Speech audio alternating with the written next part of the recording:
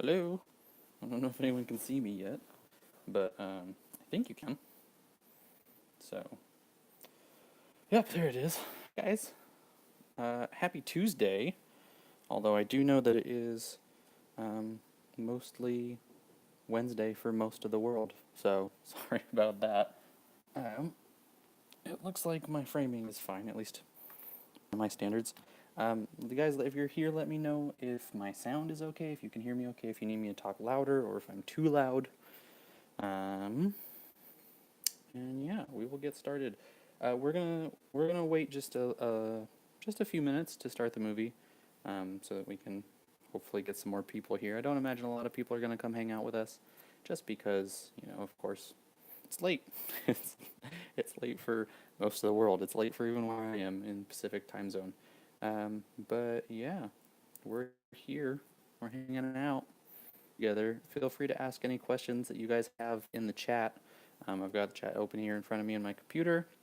I've got my TV right here. I've got you guys right here. Hopefully you can hear me fine in my iPhone microphone. Oh, thanks, Aurora. Thanks for letting me know that you can hear me just fine. Just so you guys know, it seems like the chat is just a little behind. So, hello, Karen. Thanks for joining us. Looks like we have 6 people here watching. Let me know where you guys are right now in the world, just so I can see how global we're going. Alrighty, so we will start at 10:05 my time, which is in the Pacific time zone, UTC -7, I believe. So wherever you are. Aurora is in Idaho. I had one of my best friends went to school at Boise State, so she loves Idaho and wants to move back. Australia? Karen, what time is it in Australia right now? It is Wednesday, I know. It's still Tuesday where I am, so we're kind of time traveling right now.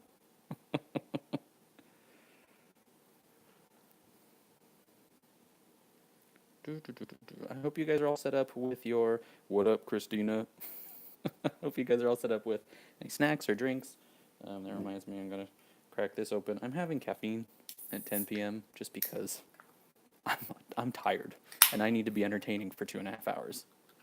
It is 4 p.m. in Australia. Wow, that is an enormous difference. 1 in the morning in Maine. Thank you for my East Coast North Americans. And thank you for Karen, who appears to be watching just at the end of the normal workday in Australia. um, it's kind of blowing my mind right now that I could either travel, what is that? So, 18 hours ahead to get to Wednesday in Australia, or I could just travel 6 hours back, which is strange. Yeah, Karen, we want to know what happens in the future. Is it any better 18 hours from now?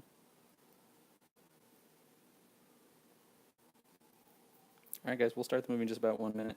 I think we'll wait just a little bit longer, just so everyone has time to get their Blu-rays, their DVDs set up, whatever it is.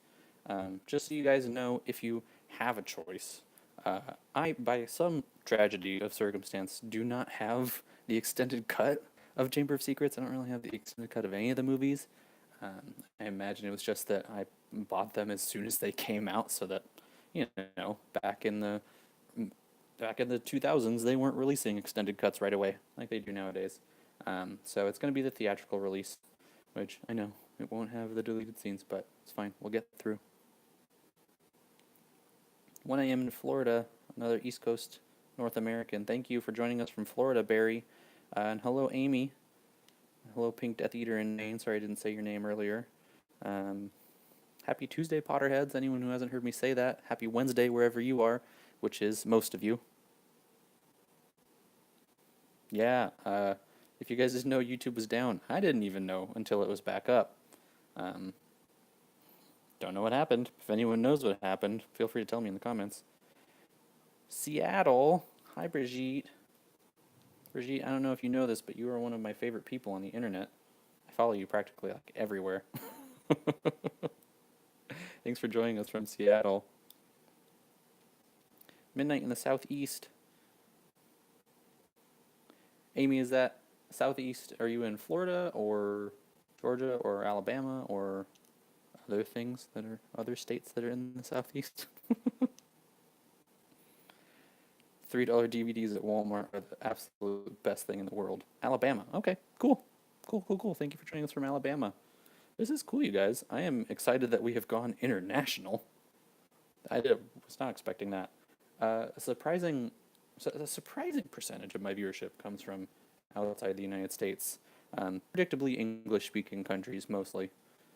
So the UK, Australia, Ireland. But yeah, that's cool. Oh, thanks, Brigitte.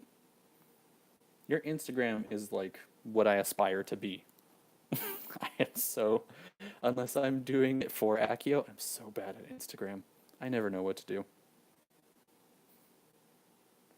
I'm also watching the like live version of the chat on my screen and the live version of my stream, I mean. So I'm watching myself from I think it's like 10 seconds ago at least. It's weird. All right, guys. So in 3 minutes we will start our movies. Um, Please excuse any weird noises I'm gonna make while we're here. I can't control what I do when there's no editing. Also, excuse me, the air is a little dry here in San Diego. We're having Santa winds, which is dry winds coming in from the desert instead of from the ocean. So the air is a little dry, which usually clogs me up, ironically. So you might hear me coughing and sniffling. What's my favorite Harry Potter saying? My favorite quote is "Don't let the Muggles get you down." Anyone who has paid attention in detail, in super detail, to my Twitter or my Instagram, I have that in Latin. That's my bio on both of those. I had to make it up a little bit, but it's "Nolite te muggletum carbrandorum." It's adapted from *Handmaid's Tale*, how she uses the "Nolite te bastardes carbrandorum." So yeah, don't let the Muggles get you down. It's the thing that motivates me the most on any given day when I'm feeling, beat down by just normal life or my day job, whatever it may be. My favorite part of Chamber of Secrets. I should know this since we just finished reading it. My favorite character by far is Lockhart. If you watched last week's video, I stan Lockhart big time. And honestly, like mostly it's because of Kenneth Branagh's performance that we're about to watch. Like his Lockhart, I think, is one of, if not the best performance in the entire movie series.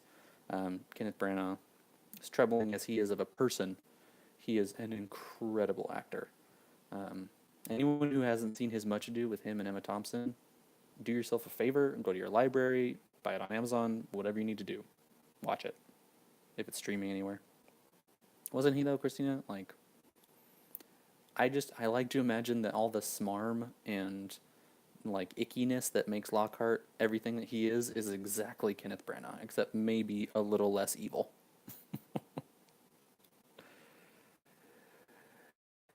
YouTube name.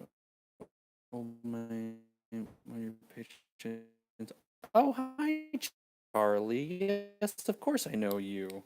Pink Death Eater. That's funny. Like, yeah, patron Charlie. I really appreciate that. If you'd like to join Charlie and Patreon, you of course don't have to. There are benefits including shout outs and comments, special individual thank you videos that I can send you. If you level, do Google Hang. Kind of what we're. All right, guys. In just under a minute, we're gonna start the movie. Oh, never mind. It's 10:10. All right.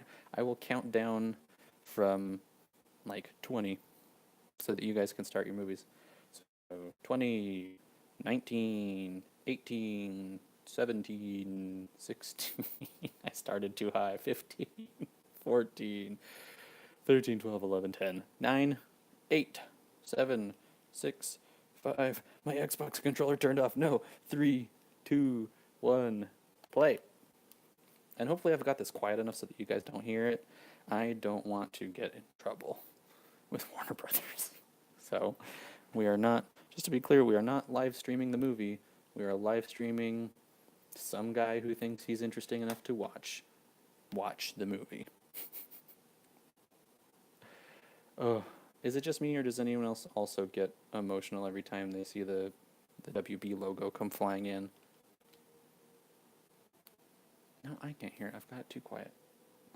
I need to make sure I've got subtitles on too, so that I can know what's going on. French subtitles, that's not going to work. English subtitles, there we go. Okay. Feel free to keep asking your questions while we're watching the movie, you guys. I'm going to try to keep you guys entertained in addition with the movie. I recognize that the movie's far more entertaining than me. And if you want me to shut it up at any moments, just tell me. I won't take it personally. Oh, sweet Hagrid giving Harry that book. That's one of my pet peeves with the first movies, that we don't get to see that sweet moment when Hagrid really, in the hospital, gives Harry that picture book, because it's such an incredible moment. And, like, in this movie and the previous one, they kind of just reduce it to, just a picture of his parents and a picture of the trio. But, like, the book tells us Hagrid spoke to so many people to find so many pictures of James and Lily. It's, like, the sweetest thing. It makes me so sad that they didn't include that moment, because I think it's just a moment of absolute love from Hagrid for Harry. You freaky little friends. No, sir. Oh, that is another great performance in these movies, is Uncle Vernon. And I'm blanking on the actor's name that plays Uncle Vernon. Rest in peace. Can you say empathize with Petunia? Oh my god. Right? Meringue is not easy. And I know you guys have seen, I'm not a great baker, but I watch a lot of Great British Bake Off. And Petunia was in that kitchen for hours making that freaking thing. Schedule. Waiting to welcome them graciously to our home. To open the door. Oh, God bless that child.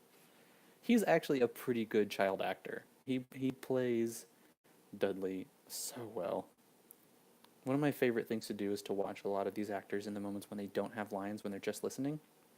If you want to evaluate the quality of an actor, that's actually a really good thing to do, is to watch them when they don't have lines to say. Great British Bake Off is one of the greatest things that humanity has ever been blessed with. Thank you for recognizing that, Aurora. It kind of is foodborne. But, like, in the most wholesome way possible. Such an honor it is. Probably going to be most of this stream is just listening to me quote the movie. Look at the CGI on Dobby here. They did so well, considering this is, what, 2002? 2003? I don't remember when this movie came out. But, like, the CGI for that time is pretty remarkable. Hello from Oregon, Loretta. Thanks for joining us. Same time zone, but I'm about 12 hours south of you, depending on what part of Oregon you're in.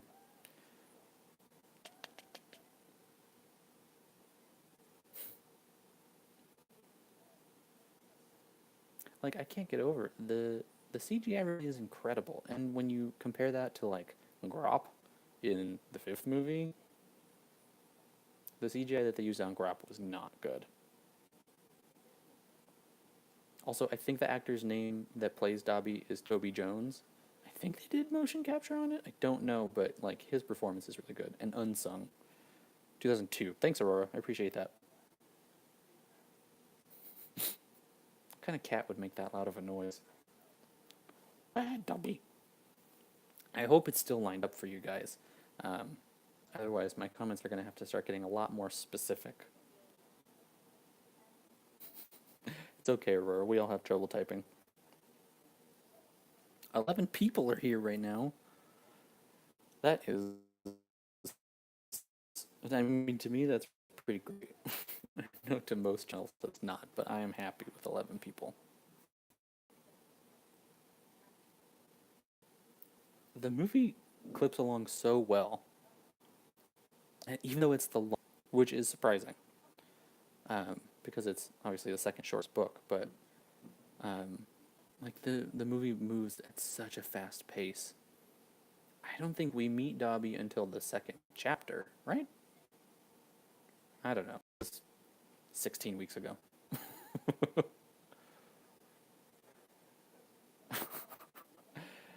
it's it's so sad how, I mean, this terrible violence that house elves have to inflict upon themselves is reduced basically to comedy in this movie. I think, I mean, obviously, at the time, this book was written for children. The movie was made for children, like, preteens, children. But there is so much darkness in this movie, and I know people like to say, "Oh, the series doesn't really get dark until book three," and obviously the movies get a lot darker in movie three with Alfonso Cuarón's interpretation. But there's a lot of heavy stuff in Chamber of Secrets. Dobby. Okay, Harry is a remarkable 12-year-old because when I was 12, I don't think I would have noticed uh, a misspoken moment from Dobby like that. It would just been like, oh yeah, they haven't been writing to me. Moving on. But Harry's so smart. Thanks, Aurora. I thought they cut out most of the first chapter. I mean, the first chapters in almost all of the books are not super necessary, especially since in the first few books, she kind of spends most of the first chapter just reminding you of who everyone is, which is funny to go back and read them all in quick succession because it's like I don't need a refresher on this. But if you think about being a child and reading them when they were coming out, I mean, I didn't go back and reread the previous book before the next one came out. I wasn't a huge reader when I was a kid. With a smirk. He's not.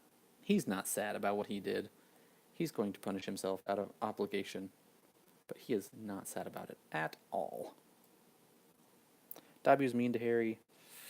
Yeah, it's a tough call because his intentions are kind of in a good place, but he goes about it the wrong way.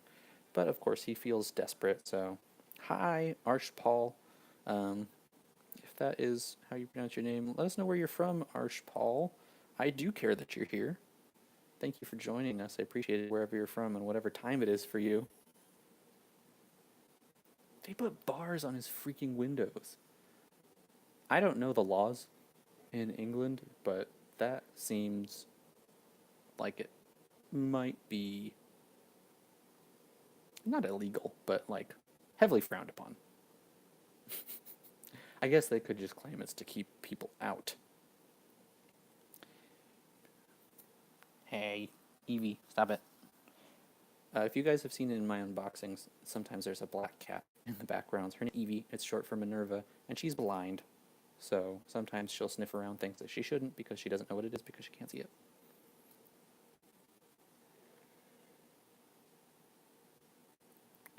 Daniel Bray, I don't know if you have commented before, but welcome, Daniel. Thank you for joining us.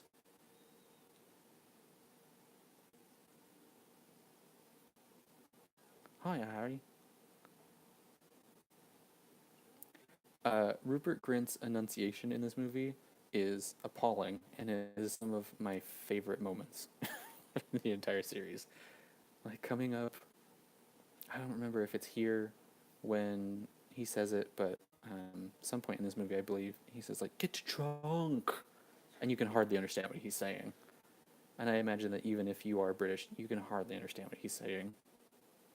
I hope that eventually we'll have some folks from England or from the UK or that area of the world joining us. I believe it is about 5 a.m., 6 a.m. for them right now, so hopefully they're asleep. But maybe we'll see. I may have to jump out of frame for a moment because I hear Evie meowing to get back into our bedroom, so if I do, I will be quick. Bloody pigeon. I also love the way Vernon says freaky friends. He says it 2 or 3 times. That fall would have hurt him in some way. I don't care if he fell on those bushes. He would not have been standing up that easily. That is not a short fall.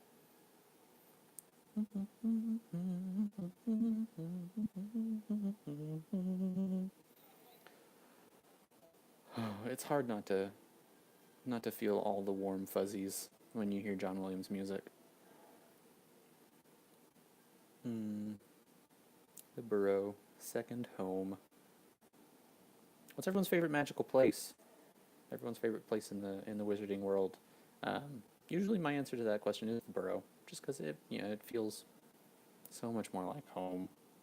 I wouldn't necessarily want to live at Hogwarts. It's all made of stone, and I lived in dorms when I was in college. It's not great. I can imagine it's not even that good when it's probably even worse when you're 12.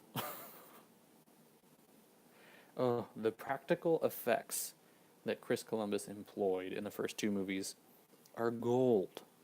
I, the it makes it feel all the more real, even though now in 2018 and being the age that we all are now, it's easier to tell that they are practical effects, but it's still fantastic. You know, it's not much, but it's home.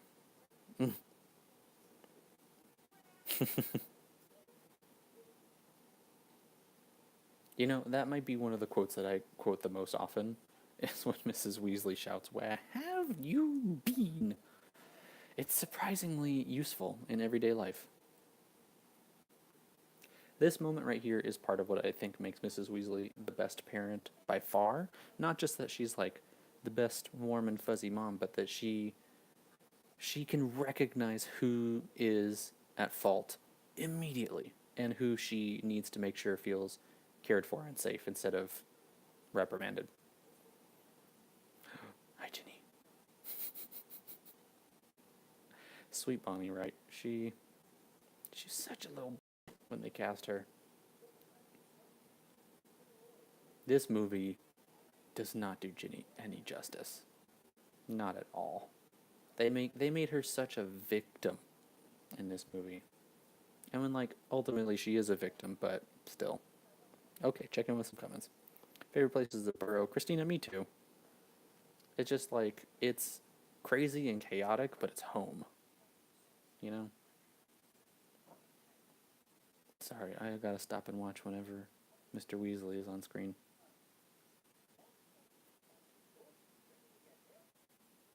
Oh my god, Mr. Weasley is dressed so much like Newt Scamander.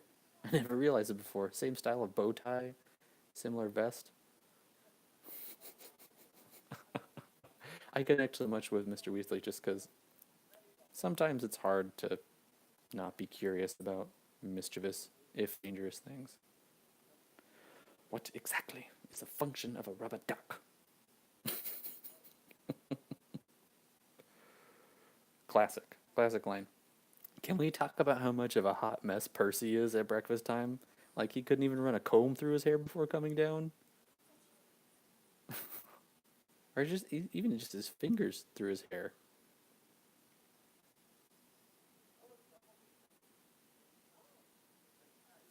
I'm checking with comments. Sorry about that, guys. I too, or I wish they would turn the Harry Potter series into a TV show. Amy, favorite place is the Burrow. Solidarity. Arthur is incredible. Ginny definitely did not get the respect that she deserves in any of the movies. There's one moment in Order of the Phoenix when she casts Reducto, I think it is, and it's so strong that she destroys the dummy, and everyone's like, "Whoa, she's so strong," but it doesn't read that well. It's a shame. The having to split my attention between paying attention to the movie, talking, and looking at the comments, realize how much part of the book they come. And this is still the most faithful adaptation of all the movies. It is insane how quickly this is moving. I don't know how long we've been live, but I feel like I've missed so much. Yeah.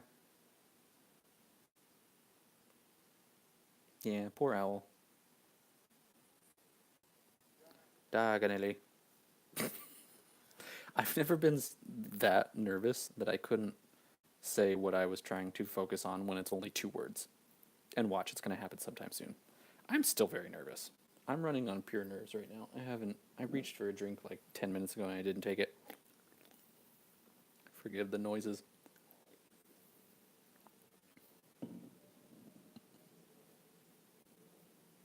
Here's another scene that I wish they'd kept.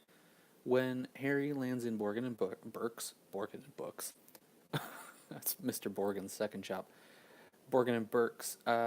In the book, he has to hide in what I'm pretty sure is the vanishing cabinet that Draco uses later in the series in book 6, because Draco and Lucius are in the shop shopping for creepy stuff and trying to sell creepy stuff.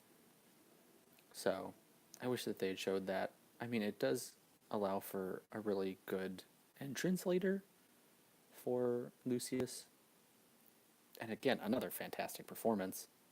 So many good performances get introduced like at the same time in these movies. So like Lockhart and Lucius in this one, and in the 5th movie with Umbridge and Bellatrix. This is so Dickensian. This picture of what dark wizards look like and how they're all kind of that stereotypical, like, witch riding a broom Halloween look is hilarious. It's hilarious. How would you not be able to tell who a dark wizard is then? Like, if they all look like that? Come on. Watching for 15 minutes. It's only been 15 minutes? Jeez. They crammed so much into 15 minutes.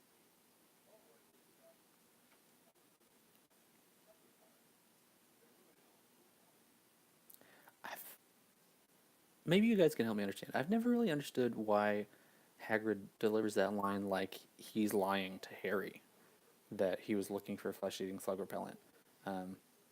Something I've always wondered about and just never really put together, so maybe if you guys know. Oh, Oculus Reparo. Because of course we have to be reminded that Hermione did that in the first movie.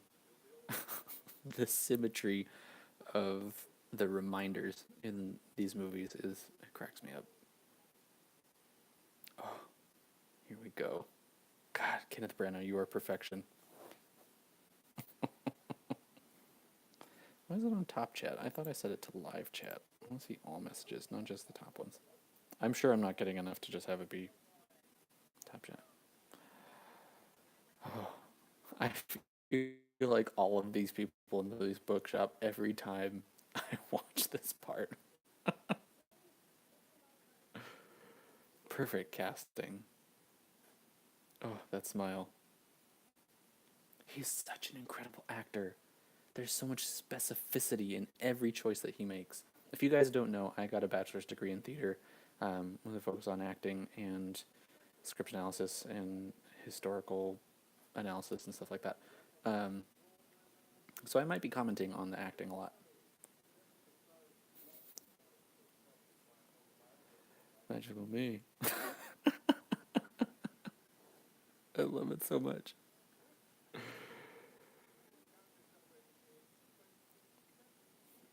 Oh, that's great, Charlie. Yeah, unfortunately, I don't have the extended version somehow. I wish I did. I don't feel like buying a new set of movies, though. Free of charge. He is absolute perfection. Look at this man's costume. He's like the only one wearing a significant amount of color in this entire bookshop. The costume design, I mean, it's a little stereotypical, but there are subtleties that make it really great. I love this moment here, and I love this movie mostly because you can really tell the age difference here between Tom Felton and the other kids. If you don't know, Tom Felton is about 3 years older than the other kids, at least older than the trio and the other actors in Harry's year. But you can really see it here because like he's so much taller than them. His voice is so much deeper. Mr. Potter.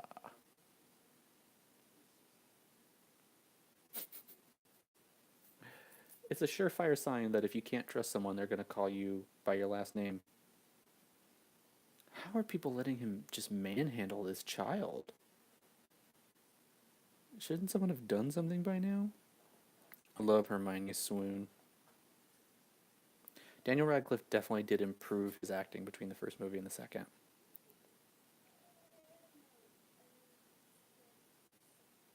Now, see, I don't mind that they gave that line to Hermione. I mean, it's not the worst thing in the world, I don't think, but I mean, switching lines to other characters is a little annoying. You guys might hear my cats arguing in the back, so sorry about that. Christina, being taller than 29-year-old Daniel Radcliffe isn't difficult. Red hair, vacant expressions. Red hair, hand to be down close, and a stupid complexion. Raise your hands if you're a Harry Potter musical fan. Excuse me, a very Potter musical. I'm so ashamed of myself right now. I should just end this live stream right now. I agree, Amy, that they should have included more of Arthur in the movies. He's an incredible character. And this moment right here where Arthur freaking tackles Lucius and they rumble like 12-year-olds, it would have been so cool to see. I understand this is a movie for kids, so they don't necessarily want to show adults fighting like children, but like if they turn it into a TV series, they better include it. See, like, why does he put the book into a Weasley cauldron? People who know him extremely well. It couldn't just well do it now. It makes sense. Just slip it into something, and then you will be Scott. Idiot. Draco's little line there as to like his parting shot to Harry and Ron is so pathetic. See you at school. Thank you, Brigitte. He's trying to be all hard and badass, and it falls flat.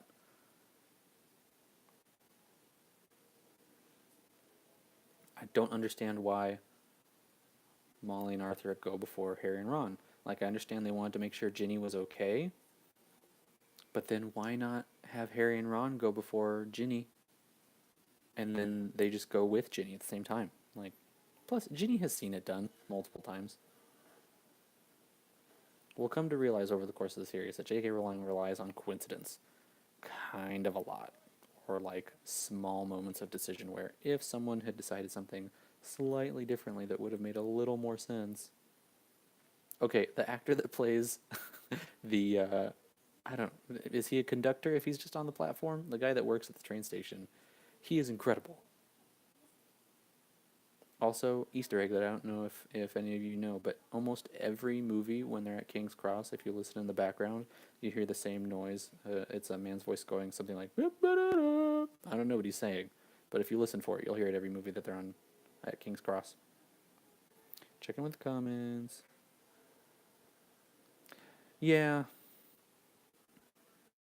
It's just like, it's not necessarily coincidence. Like, coincidence was the wrong word to choose for what that moment was when Molly and Arthur decided to go first. Like, I understand the literary importance of that choice, but like, just as a parent, I wouldn't have any of my kids go after me, especially not Ron, who is kind of an idiot. They know it. Excuse me, sorry. Invisibility booster. Also, if the invisibility didn't turn off until they were this far into the countryside, like, I don't know how people saw them. Well, there's that guy in the car that saw them at first, but okay, I take back what I said. Animatronic Hedwig is life. It's a good thing trains don't have, like, front windows. Because, you know, conductor probably would have slammed on the brakes there, and then everyone would have been screwed.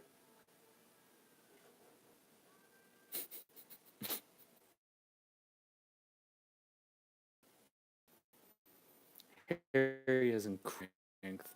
Gotta do this, or it's different. Ever tried to hang Buzzy? It's such a 12-year-old boy thing to point out that his hands are all sweaty.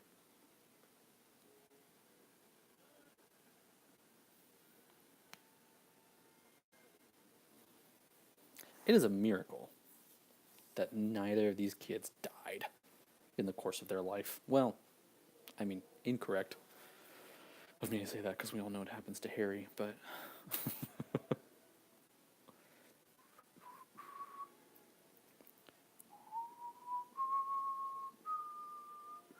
does anyone have a favorite song from the series? Like the score? Um, the one that my wife and I both love is Neville's Waltz from Goblet of Fire. Patrick Doyle is our favorite film composer, and yes, we have a favorite film composer because we are those kinds of nerds.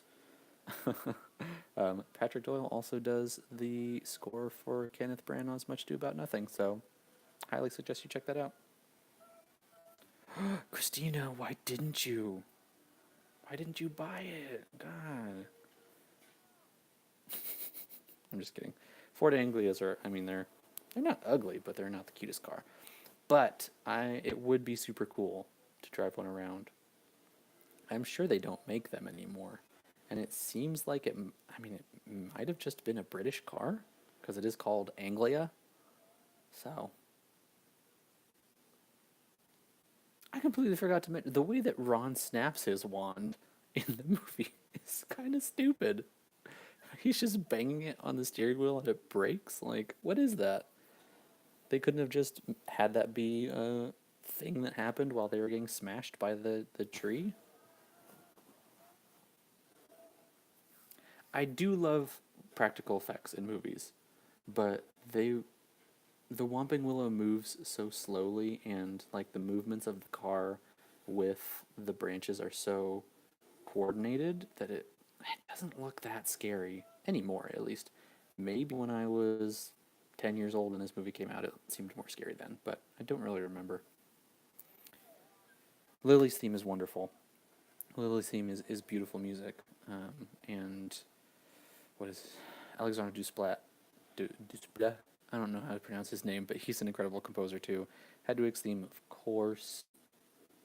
You know, Hedwig's theme is the song that lives in all of our souls. Accio Company car. What, you'd fit like 20 boxes in the trunk? Maybe. Special delivery. That would be the coolest delivery car to see rolling up to you, though. If you could deliver Accio boxes to people in that, Christina. Although I would not suggest it. Just, cost of gas for a 30-year-old car. Probably not great. Whomping Willow's having none of their shenanigans. I love it. It's so true. The Whomping Willow does not stand for shenanigans. He looks so kind of nonchalant. Like, there's panic in Ron's face there when he says, Dad's gonna kill me. He's like, Dad's gonna kill me. I think he's also worried about what his dad's gonna think instead of what his mom's gonna think.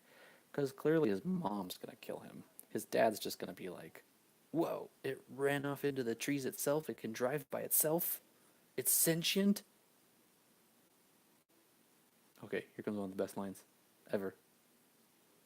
Good luck, lads. This night might well be the last you spend in this castle. Oh, damn, we are in trouble.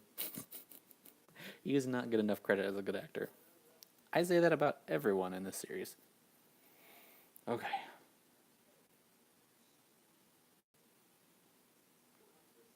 Sorry, guys. Alan Rickman is my favorite actor. And so when he died in, was it 2014? Was it 2015, 16, 17? I don't remember when it was, but it was a really hard day for me. He's been my favorite actor for a long time, both because of Harry Potter and outside of Harry Potter as well. So anytime I see him for the first time in a movie, it's always like there's a little moment of reverence that I pay. Dang, Maggie Smith looks so young in this movie. I get this weird ASMR thing anytime I listen to Alan Rickman talk. It's strange. I don't know if anyone else out there has a Alan Rickman ASMR deal.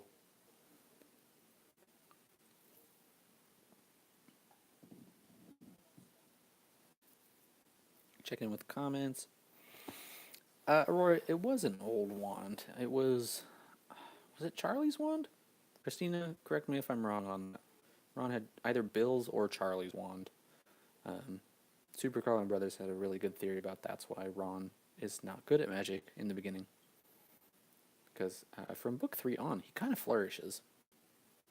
Becomes quite powerful. What else? Way more afraid of Molly. Duh. 2016, yeah. Oh, yeah! David Bowie did die right then. Yeah, that was a tough week. Bowie didn't affect me as much as it did most people, just because growing up, I didn't listen to much Bowie. My parents were... My parents were more into, like, more traditional rock and roll, like AC/DC, that kind of stuff. And Oingo Boingo, weirdly enough. Ahaha, here comes an interesting question that was brought up in the Accio Prefects group on Facebook. Can wizards be vegan? Because, I mean, mandrakes are plants, but they seem to be human-ish? Humanoid? I mean, as much as some other humanoid creatures in the wizarding world. At least the way the book describes them. They have parties and grow acne and cry when they're babies. Seems like they're humanoid to me. January 14th, 2016. Thank you for that. Alan Rickman in Galaxy Quest Loretta is one of the greatest performances in human history. Anyone who doesn't enjoy the movie Galaxy Quest is not someone that I care to associate with. No, man, he's just fainted. I don't remember the actor's name, but the kid that plays Seamus was not a good actor in the first couple movies. There's a deleted scene from the first movie where he has a line to, I think it's one of the trio sitting at the table, and you cannot understand a word he says because his accent is so thick and he's mumbling. He's just not a good actor early on. But J.K. Rowling says that's the one casting moment where they got it exactly right, at least as far as he's supposed to look.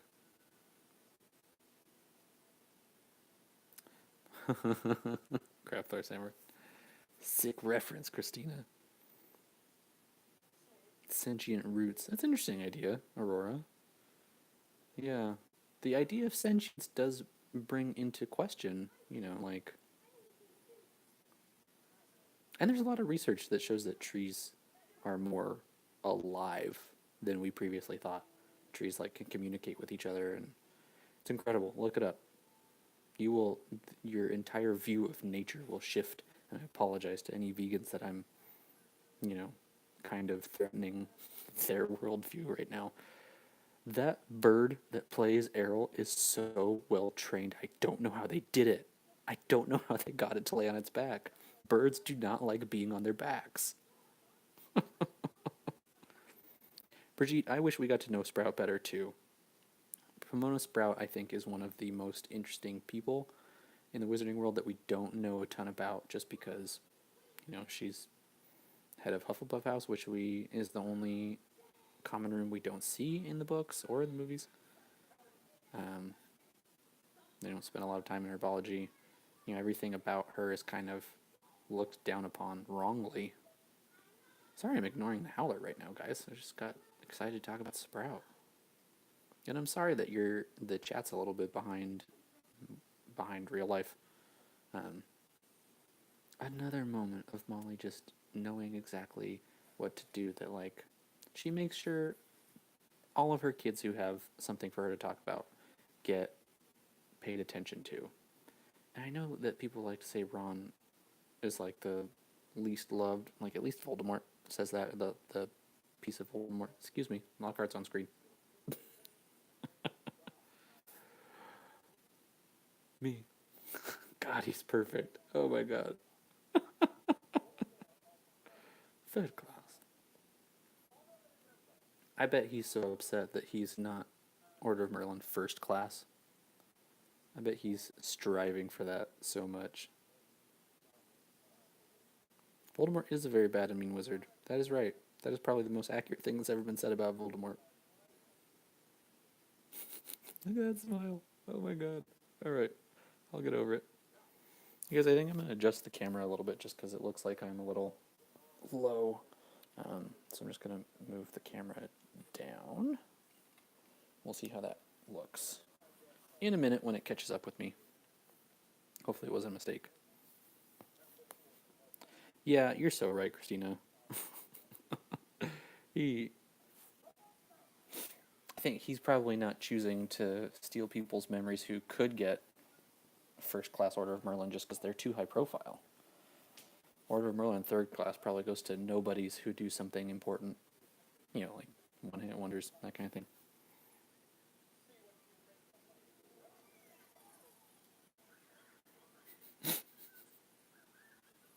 Carnish Pixies.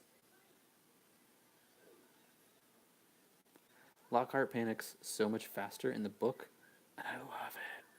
I mean, generally every scene tends to happen a little faster in the books just because she doesn't want to sit there and just describe action that's happening for 30 pages like a certain George R.R. Martin. Excuse me, everyone. Sorry about that. His robes are so extra. That costume is probably so heavy. I don't know how he's doing it. Also, I never thought about it before, but, well, I guess pixies are magical creatures. I was going to wonder how a pixie was able to use his wand right there. But, you know, I guess anything that is a magical creature that has some form of magic probably could use a wand. You know, that's why wizards have kept wands out of the hands of goblins for a long time. I do like that they showed Hermione solving the problem in the movie, because in the book, I think it just, Lockhart just leaves it to the trio to solve, and then the chapter ends, or something. Maybe they figure it out. I don't know. If you guys remember, let me know. Guilty Party. Oh, the Harry Potter chapter written by A. I love that. It's so funny. If anyone wants to, feel free to link it in the chat. It's so good. I love reading those things that are written by bots.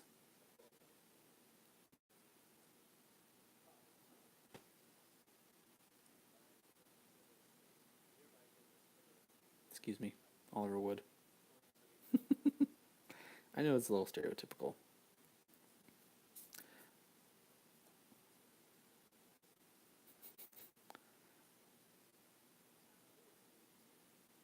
I'm getting tired, you guys. You know how you can tell? Because I was quiet for too long. I don't know what my blank face looks like. I hope I don't look stupid.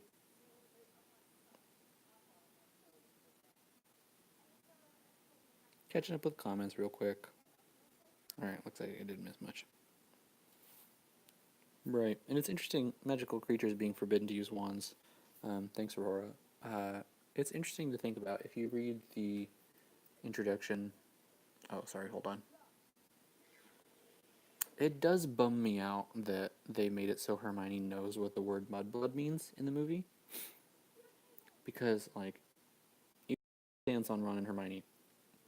And I think this chapter is such a good kind of starting point, really, for how they relate to each other and, I mean, really being in love with each other. But, like, the fact that Ron is the one who explains it to her, even though he's barfing up slugs and, like, is actively trying to make sure she feels taken care of, it makes me so sad that they changed it. And just, like, it feels like any moment where there was a little bit of information that needed to be introduced, they're like, just give it to Hermione. Just make her the smart one. Stop it. Stop scratching. Sorry. Cat parenting.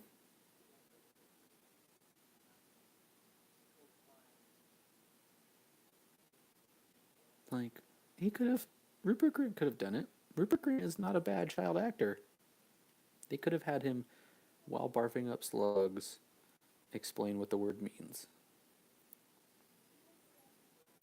And I think it adds so many layers of complexity to Hermione to show moments when there is something that she doesn't know. Because of course she wouldn't know that. It's not written in any of the books she's going to be reading for school. She didn't grow up in the magical world, so she hasn't really heard that word used yet.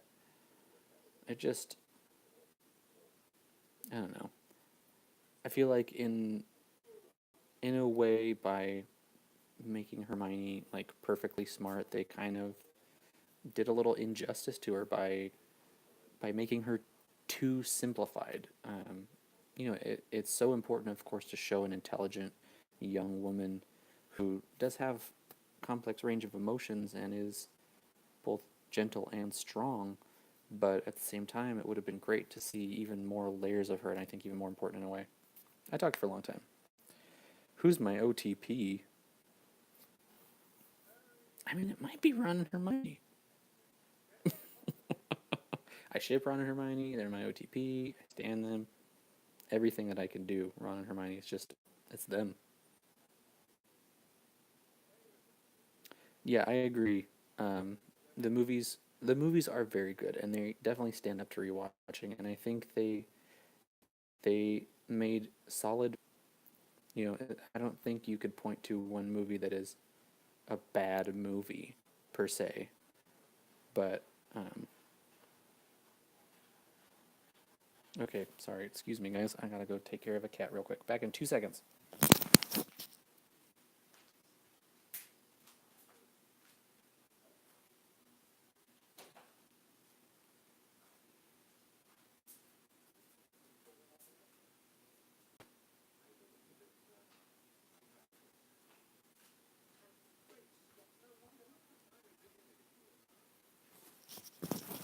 Sorry about that, everyone. Our other cat, Harriet, was scratching at our bedroom door, so I had to go let her in because I didn't want her to wake up Jess. What did I miss? Harry hearing the voice for the first time. Lockhart being a little spooked by that.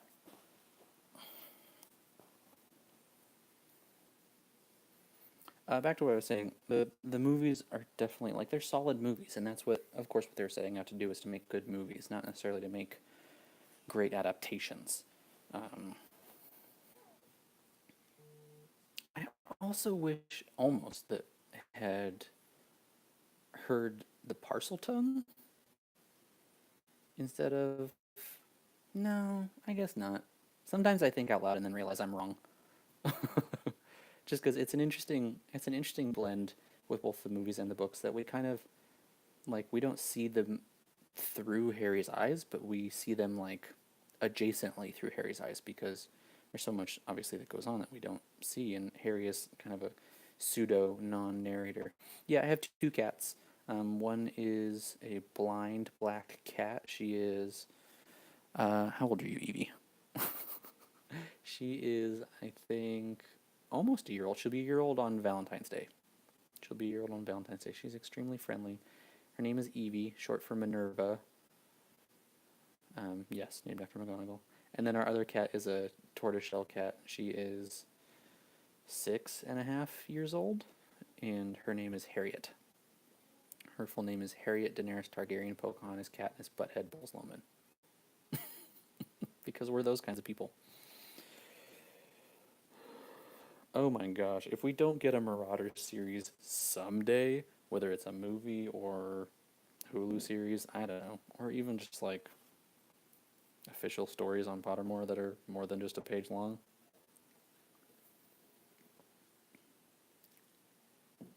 I would love to show you guys the kitties, but they neither of them likes being picked up. And I have you probably can't see them right now, but I have many scars from times when I have misguidedly picked them up and tried to move them somewhere.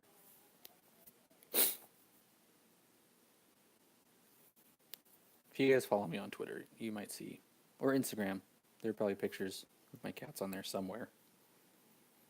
Oh, tough time to be talking about cats. Poor Mrs. Norris. This is one of the few moments where I actually feel for Filch, just because, like, this creature that is the only thing in the world that loves him, and he thinks he's lost her forever.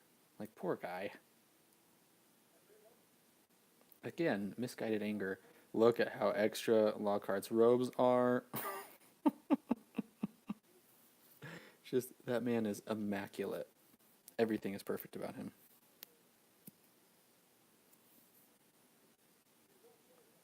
Oh, it took me a second to remember that what Wolfstar is, but Christina, I kind of agree. At this point, they almost have to make that a thing. I don't know if Joe believes, or if I don't know if Joe would say that Lupin and Sirius are in love with each other. Perhaps Potter and his friends were simply in the wrong place at the wrong time. The dumbfounded look on Rupert Grint's face when Snape defends them. He's being so fair here. Snape is. I think we talked about that in an episode of the book club, but I don't remember. If anyone's watched it recently, let me know. What I think will happen once the Fantastic Beasts franchise ends. As far as what we get next from J.K. Rowling, or like what happens in the timeline of the canon, I don't know. I hope that after Fantastic Beasts, she does kind of a similar thing with Quidditch Through the Ages. I'm not the biggest fan of sports movies, but there are a few sports movies that I do like, and I would hope that the fact that they hired Andrew Lincoln to narrate the audiobook, like as the author of that book instead of just being Andrew Lincoln narrating the book, but like playing that character via audiobook. I'm a big Andrew Lincoln fan. I think he's a good actor. He's really good in Love Actually. He is, I mean, he's good on The Walking Dead, but I lost interest in that show a long time ago. But I think that would be cool if that's what we've got next. As far as canon timeline goes, there's a lot that happens that we already know, so we can look that up later. Has anyone noticed that Mrs. Norris is literally hanging by her tail? Like, yeah, what's the deal with that? Like, Ginny's not that tall. How did she tie up Mrs. Norris? And how did she use, like, cats' tails are pretty stiff. They're, like, made of bone and stuff. So how did she, like, tie her tail around the hook? Poor thing. I never thought about that before. Thanks for pointing that out, Charlie. Marauder's movie would be incredible. Throughout the series, hi Levi, how you doing? Thanks for all the conversations we've been having lately, Levi. I and my research help have been really enjoying discussing your ideas that you presented. Having a bit of trouble finding a roadmap to it, but we'll get there. Throughout the series, why doesn't the school staff or Dumbledore do anything about the bullies? The only time they do anything is when Draco is in detention. That is an excellent question. If you want to hear all about the failing pedagogy at Hogwarts, listen to Harry Potter and the Sacred Text, or what is the name of the... There's a podcast where two English professors read the series and watch the movies through like a feminist lens, and they talk a lot about the failing pedagogy of Hogwarts, and it's incredible.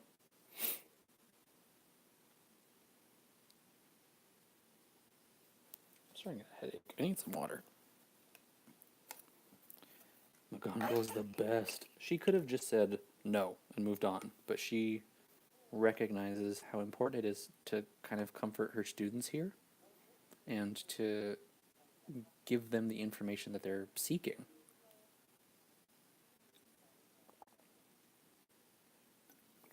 I also like to believe that everyone that was alive when the founders were alive, that there was like a law that wizards had to have alliterative names. I really hope that's true. Oh shoot.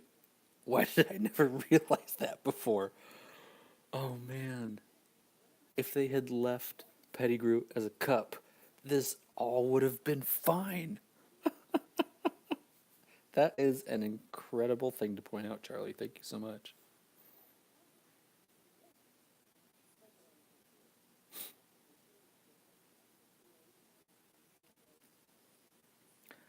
Does anyone know if Maggie Smith has ever narrated any audiobooks? Because if so, I don't care what audiobook it is. I just want to listen to it. Her voice is the best. Where did all these different animals come from, anyway? And how is it okay that we're just turning animals into other objects? Because if you go on Pottermore, you will learn that when you transfigure something into something else, when you do that to something else, it does not retain its intelligence. So when you turn an animal into a cup, it literally becomes a cup unless you turn it back, and then it comes back. So like if you transfigure a person into a dog, they lose their human intelligence and they cannot turn themselves back. They have to be turned back. That's true, Aurora. She knows it could save their lives. So she's an incredible teacher. She's taking good care of her students here, giving them what they need. Do we know where Fox is now? As in after the series or currently in this movie? After the series, I believe the last that we know is that Fox just returns to the wild after Dumbledore's death. From what I understand, it's kind of what phoenixes are said to do. That it's extremely rare that they will show loyalty to one person, and so the fact that Fox is loyal to Dumbledore and kind of him around and is by his side all the time is extremely rare. And so when that person dies, the phoenix just kind of releases itself back into the wild. Well, straight up knew Hermione was going to figure out the Chamber of Secrets anyways. Guess we'll save her some time. That is true. It helps to keep a child from breaking the rules. That's a very good point. She knew Hermione wasn't going to just take no for an answer. Draco is a ferret, both literally later in the series and then permanently. So yeah, when I didn't realize, but later in the series when Barty Crouch Jr. as Moody turns Draco into a ferret, McGonagall asks, "Is that a student?" And he says, "Technically, it's a ferret," and technically, it is. It was a student. Now it's a ferret. That's a real quick assumption. They have no evidence to suspect Malfoy other than the fact that they'd hate him. They just hate him. Malfoy hasn't done anything ostensibly evil yet, even. Like, yeah, he's not a great guy. He's abusive. He's a bully, but still. Can we talk about how not cute Marcus Flint is? How ugly he kind of is. I feel bad for that guy because, like, I think they gave him fake teeth to make him uglier, but they really made him not something you want to look at. Poor guy. Which, like, I know they did to Matt Lewis in the beginning too. How do you know they weren't cups to begin with and then turned into animals? I guess we don't know. It does look like Ron is using scabbers, though. So.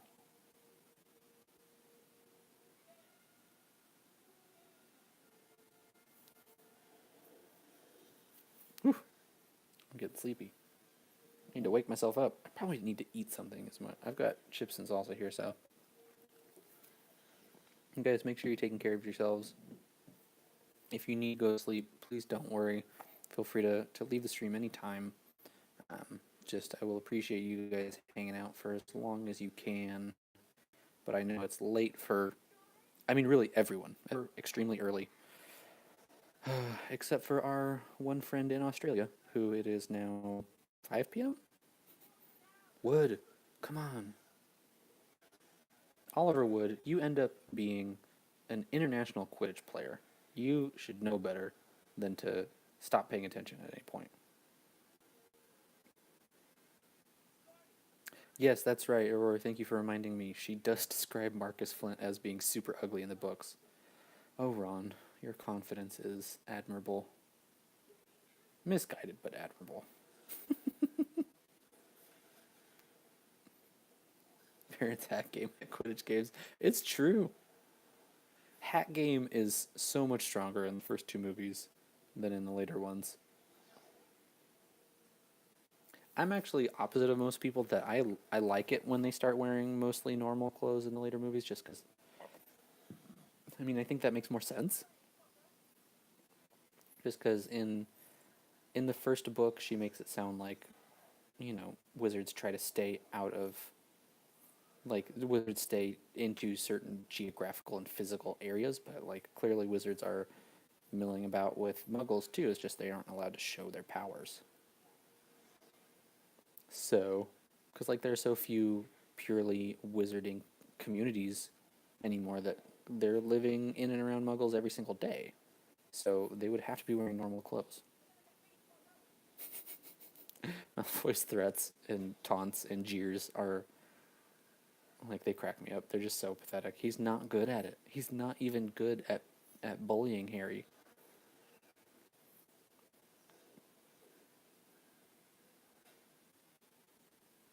Good night. Thanks for joining us. Appreciate it. Sleep well. Deathly Hallows Hermione says they can't just conjure up food, but in the second book, Minerva does just that. Levi, can you remind me when McGonagall does that in the second book?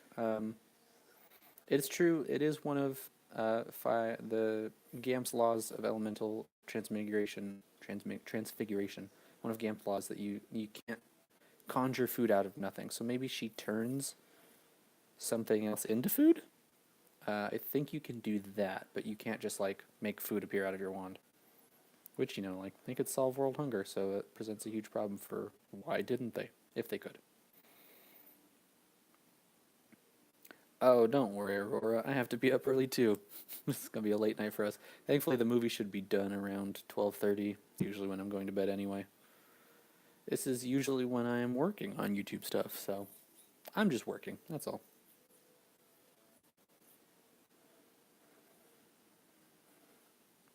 Oh, right. When they're in her office getting reprimanded, or in Snape's office getting reprimanded for flying the car. I think in that case, it's that food is being called up from the kitchens. So I think that is a little bit different. Um, Charlie made the discovery of a lifetime. Small, extremely fast, really hard to catch up to. Golden Snitch is a mini TIE fighter. Oh my god. This is the best crossover. Yes. Hello, Professor Lupin. It is 11 p.m. for me right now. I am on the west coast of North America, in beautiful San Diego, California. In my opinion, the greatest city on earth. You can summon it. Yeah, that's summon it. That's the word that I was looking for. Thanks for that clarification, Christina. Coming in clutch, as per usual. Alright, guys, you're going to have some eating sounds. I apologize. I'm starving.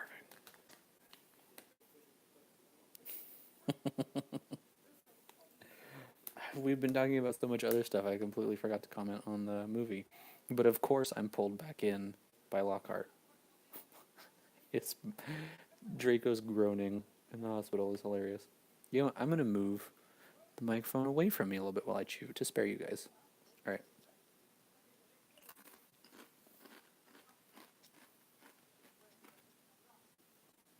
You know, I don't want this to be a mukbang or whatever they call those. Mukbang. You guys don't want that. Unless you do, in which case, let me know and I'll try to figure out what they are.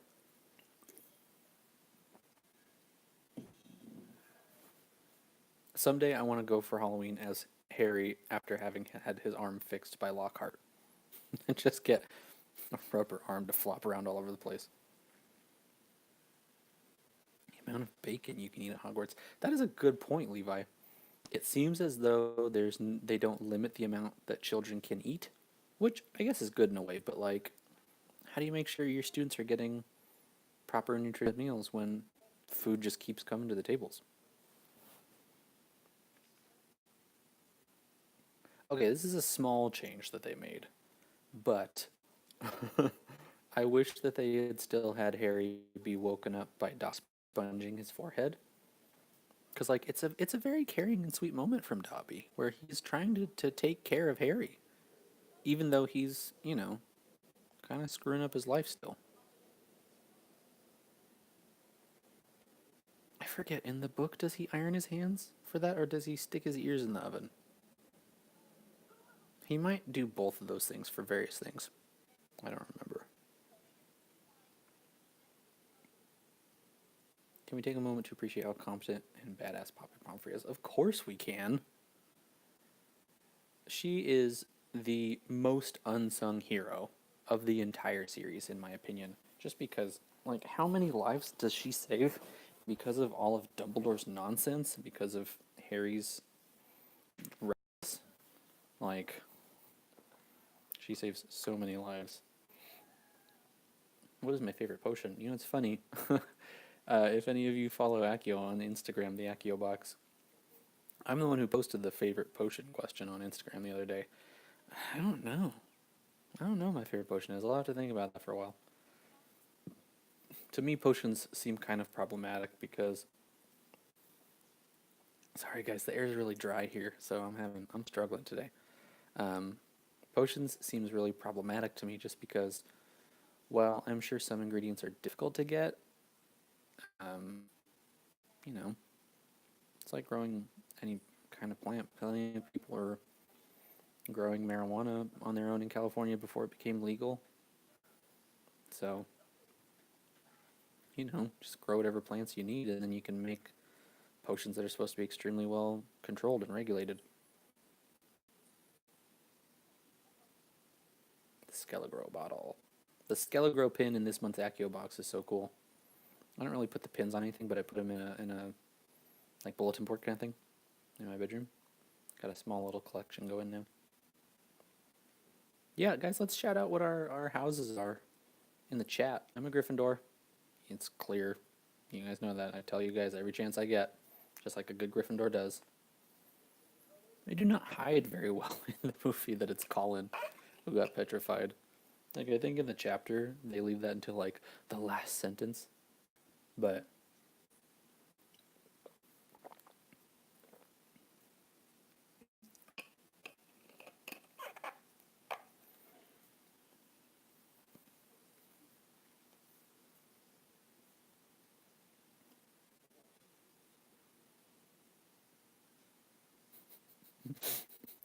McGonagall's night hat, her nightcap is so...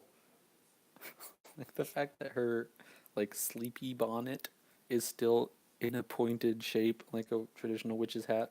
Hilarious. Got a few Ravenclaws. Ravenclaws and Hufflepuffs so far in the chat. Ravenclaws and Hufflepuffs are incredible people. Sorry, Slytherins and Gryffindors. I don't sound like I'm discriminating.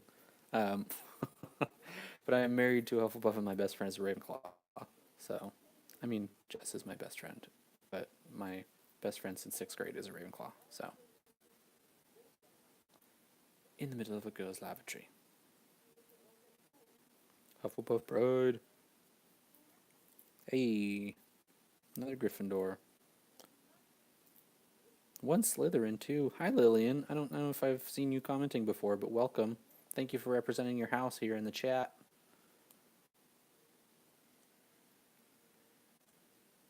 I have one friend who I'm convinced is a Slytherin, but he says Pottermore sorted him into Gryffindor, which, not that far off. Okay, here's another performance that I sometimes forget about, just because she's not playing a living person, but I don't remember the actress's name, but the actress that plays Moaning Myrtle, such a good performance. And she's like 35 when they filmed this, and she's playing a 16-year-old, and she's so believable. Can you all hear me? You beautiful bastard. You know they can hear you. His dueling outfit. Okay, part of me wishes that I could just dress in his dueling outfit, like, for normal life. Like, it's fashionable, but also looks badass and, like, very Elizabethan. I freaking love it. When he gets rid of his robe. Oh. Why does he just toss this robe away? Like, oh, well, I mean, he's super rich, so it's probably nothing to him. Catch up with the comments. Hoop Darling is a Gryffindor. One good person carrying the whole team. I have felt your pain before, Lillian, but not as far as houses go. You know, sometimes it can feel difficult to be... This is going to sound like such first world problem complaining, but sometimes it can feel difficult being a Gryffindor and telling people you're a Gryffindor, because I think the assumption that they make is automatically just, oh, so you're not a real fan. You're just saying that because Harry Potter is in your house. Expelliarmus.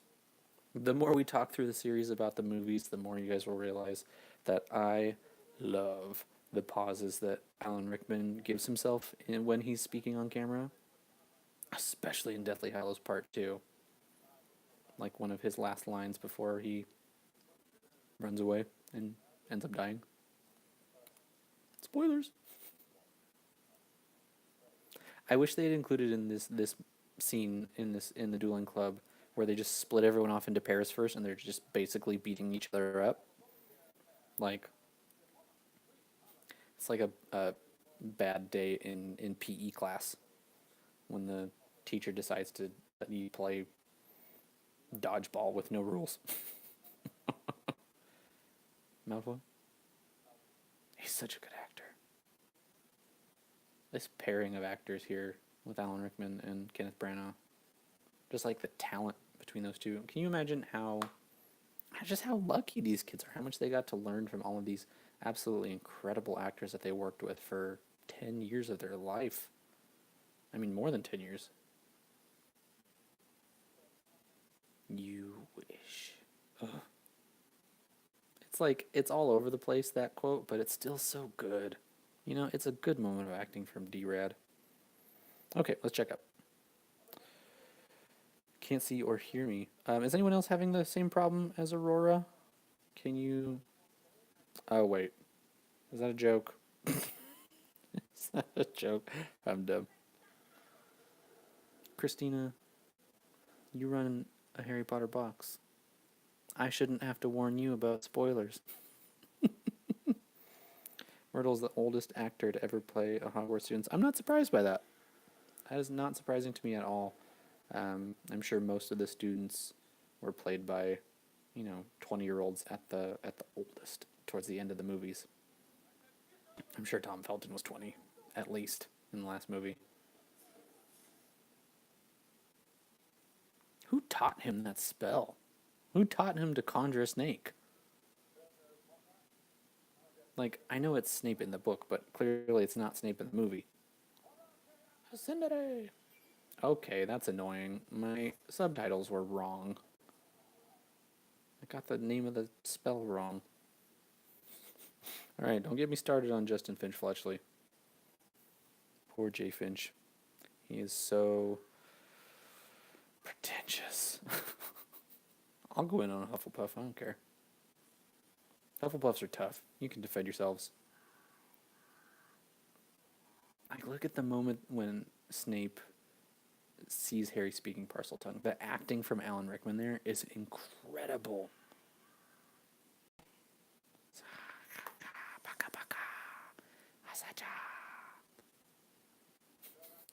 Shaking his head to the snake there. Would a snake understand body language? I don't know. What do you guys think? Dueling, magical PE. So true. What are you playing at? Like, that is such a... Even in, as far as I know, in the British vernacular, what are you playing at is kind of an upper class way of saying, what the heck was that? Snape literally gave Harry the spell to save his life later on. Yeah, he did. The spell that undid Voldemort, really. Because... Well, I mean, the spell that caused a lot of damage. Because, in the books, it's because he uses Exprimus instead of Stupefy to take care of Stan in book. Lets them know that he's the real Harry, and that's ultimately why Hedwig ends up dying. Sorry, Christina, more spoilers. But yeah, Expelliarmus is what he uses against Avada Kedavra at the end, and somehow that makes sense. Like that there's a spell specifically to make a snake disappear. It would be hilarious if there was a spell to make Snape disappear. I'm sure there's a specific spell for almost anything, and I'm sure there are like 10 spells that could all do similar things. Just because someone was like, man, I really need this one thing that no one's invented a spell yet for, and it's crazy specific. Hogwarts Study Hall. Thank you. I love that this is here. I love that it's not just in the library. This could be the library, I don't know. Just doesn't look like any other room we ever see again. Book 2 is all about how terrible Harry's luck was. It's so true.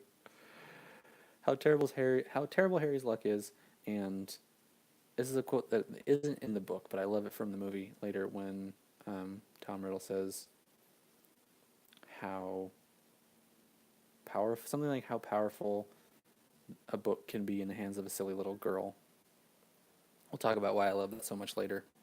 I think it was Snape who told him to scare him with a snake. That's what he whispered to him and told him to spell, at least in the book. Yes, go back and watch my video of that chapter in the book club, and that was the exact theory that I had as well, Levi. So I'm glad we're in agreement. Kill. Did you guys hear that? Something trying to tell me to kill something? Okay. Lillian, you keep cracking me up with your comments, so keep them coming. No, I'm totally not going to kill him. Just, tell him where he's at. Tell me where he's at. I shouldn't try to be funny when it's past 11. Not that funny. Gross that Nick's neck is steaming. And I don't know how much sense that makes. Also, how do you unpetrify a ghost? Because you can't give him the Mandrake draft. I would love to see someone cosplay as Filch. You don't understand. That is the quote that I use most from these books, or excuse me, from the movies. Because the way that Daniel Radcliffe delivers it is so cheesy and like a moment of really not good acting. You don't understand. When we watch, I'm probably going to do this again for the other movies, so when we watch Prisoner of Azkaban together, and he yells, "He was their friend!" It's the worst moment of acting in the entire series. You don't understand. I am 100% certain McGonagall knew that taking him to Dumbledore he wouldn't be in trouble for this. I think she knew Dumbledore would just be like, we need to figure this out. We need to figure out why Harry's at the center of all this, which I'm sure he knew already. Okay. Are dwarfs and gnomes related in the Harry Potter universe? It's an interesting question. I don't know. I'll have to look it up. Dwarves and gnomes. I suppose they could be related. It's just gnomes are specifically, like they're a specific species, but of course they could be related in a way. The gnumbly. That their saliva is particularly good for something. Sorry, I don't remember what Xenophilia says. Myrtle was dead. It wouldn't make sense to cast a kid who would age over the course of the movies. Totally makes sense. Totally agree with you there.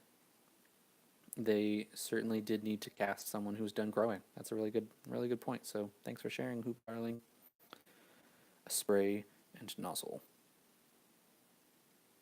I don't remember what that was in reference to. Sorry. The chat's a little behind for me. I know I'm a little ahead of you guys. Bee in your bonnet, Potter. Interesting fun fact. The actor that voiced the Sorting Hat in the first two movies, there's never a student that gets sorted into Ravenclaw on camera. So I think it was a video game later or like something in the parks maybe. But I believe this actor passed away. And they had to have someone do an impression of him saying Ravenclaw. Just because he wasn't around for them to just put a microphone in front of him and say Ravenclaw anymore. So, sad but fun fact. Why is he smiling at this freaky looking bird? That bird looks sickly when he walks in. That's a pretty cool effect.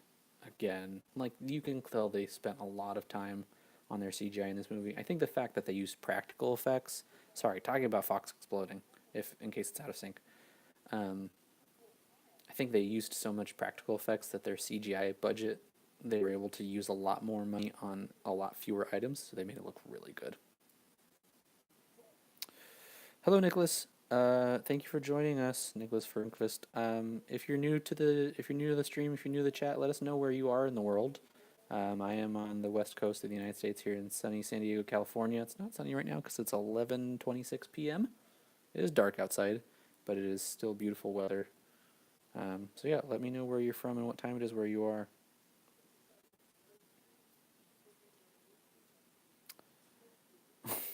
You don't understand. I say it all the time. Spray to help. Oh, okay, I see the spray and nozzle. Thanks, you guys. Um, yeah, makes sense. Just put it into the air, kind of like a ghost. Mist it into a misty thing.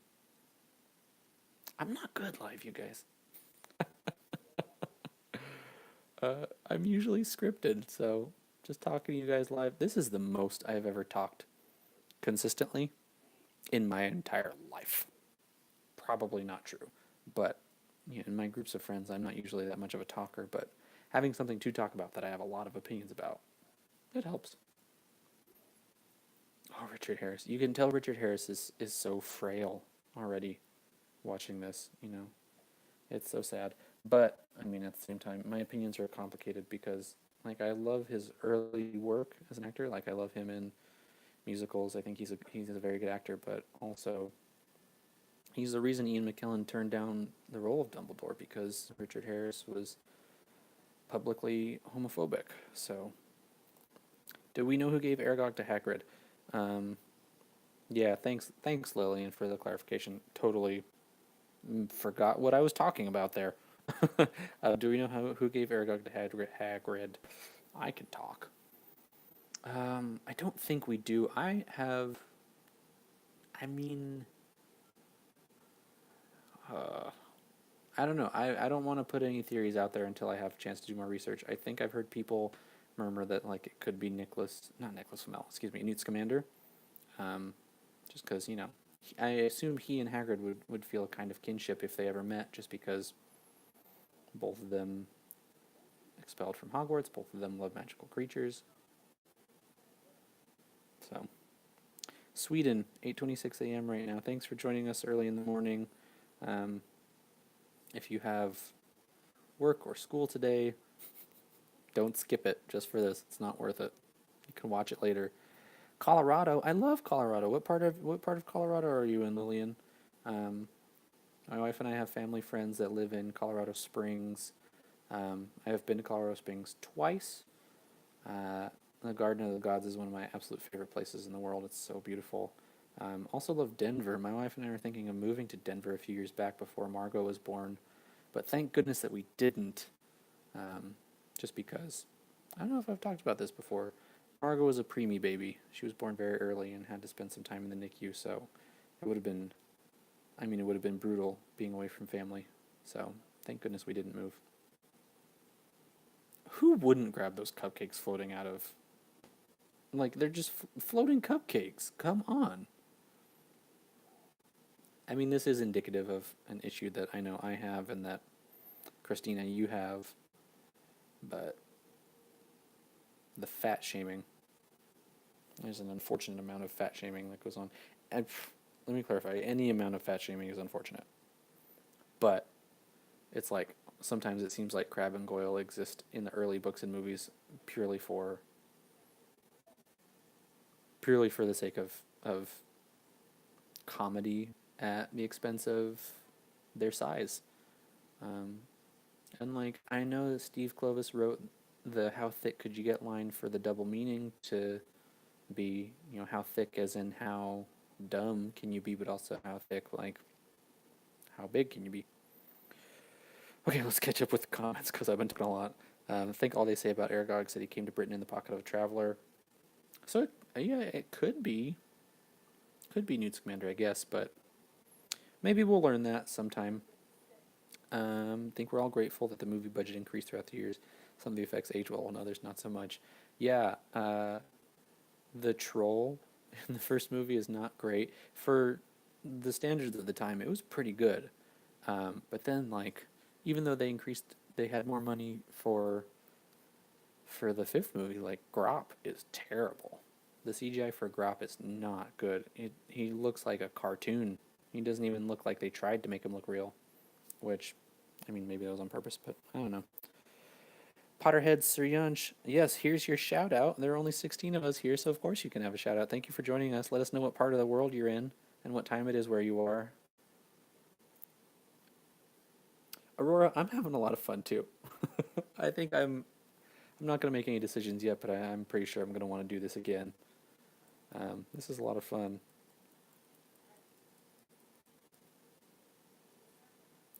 Sorry, Lillian, I don't know if I caught what city you're in Colorado. Denver is. I mean, Denver is expensive, but I literally live in the worst renters market in the United States. Like, San Diego is the worst market for renters in the country, um, which makes it, I think, only second behind London as far as that like category of expensive city goes. Why is Percy prowling down in the dungeons? Is it because he's trying to find Penelope? Penelope Clearwater? So he's lying when he says he's a school prefect? So like he and Penelope are hooking up in the dungeons? Dang, dude. Racy. Aurora, I think I remember you telling me that your son was born early, Aurora. Happy that everything's generally okay for you. Yeah, the Quidditch CGI did not age well. Fun factoid, Dumbledore from the first two movies, a different actor. Yes, Dumbledore is Richard Harris in the first two movies, and then Michael Gambon in the last six. Richard Harris unfortunately passed away in between movies 2 and 3.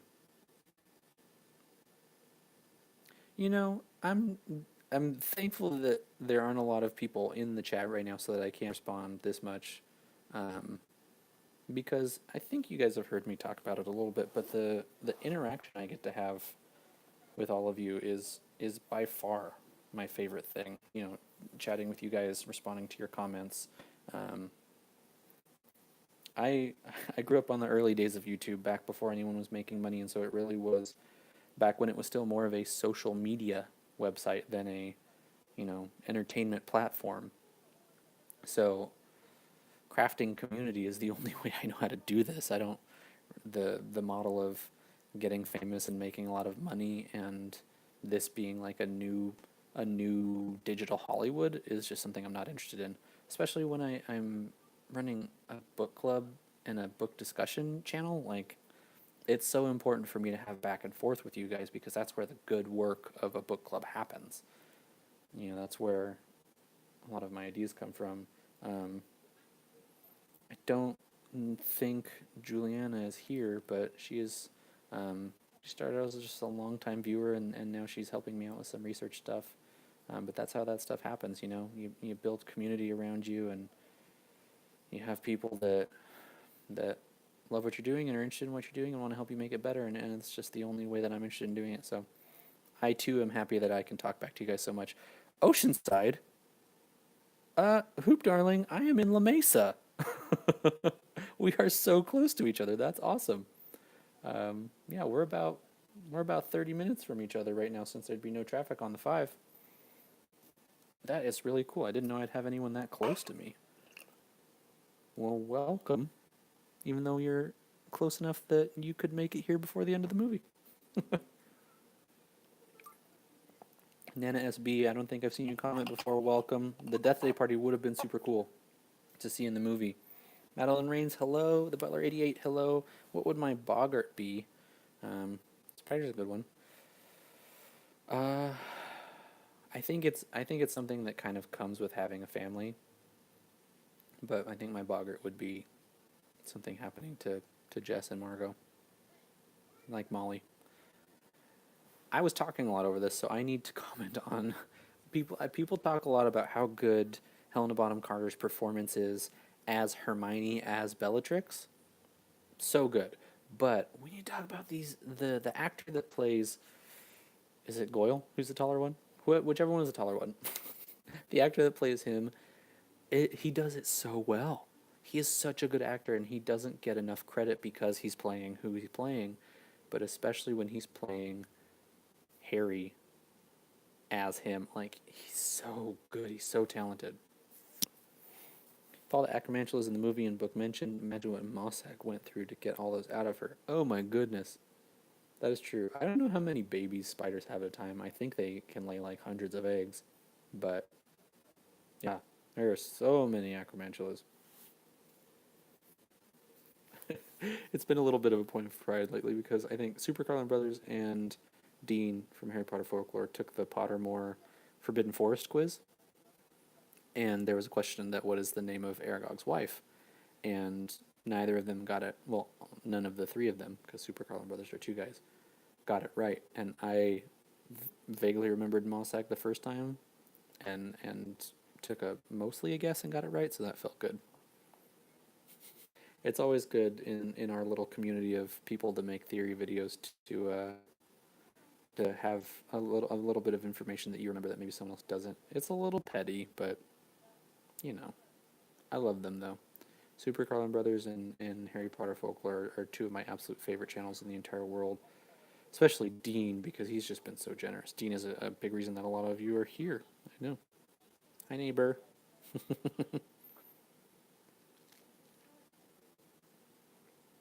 I didn't see them. You flirty little minx, Myrtle. I wonder if ghosts can touch each other. You know, like, does it feel different for a ghost to go through another ghost? Would that be like ghost sexual assault if they don't consent to another ghost going through them? What do you guys think? Did Hagrid smuggle her in for Aragog? Oh, I wonder. If someone else doesn't look it up before, I will look that up after the stream. How do you think he convinces her not to eat him? Um,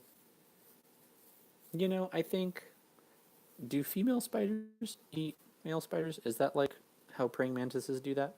How female praying mantises will eat male praying mantises after sex? Um, I don't know if they do, but I imagine acromantulas might be a little different just because it seems like they're more intelligent than normal spiders, so maybe there's a little more, I don't know, something. I couldn't come up with a word because it's 11:38. Some female spiders do. Okay, cool. I mean, how can you stop a ghost from doing stuff? It seems like there's really no one enforcing any rules in Hogwarts anyway, except for Snape and Filch, occasionally McGonagall. Well, like, they are enforcing the rules, but then no one really gets that punished for them. And no one seems to care about any rules for non-students.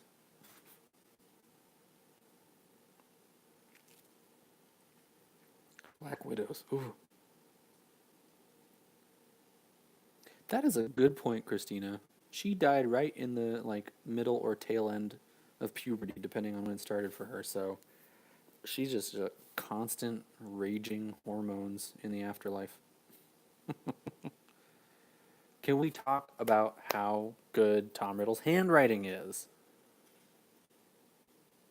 I my handwriting is awful, so I don't know how he does it. Ugh, I hate the way that they do the book.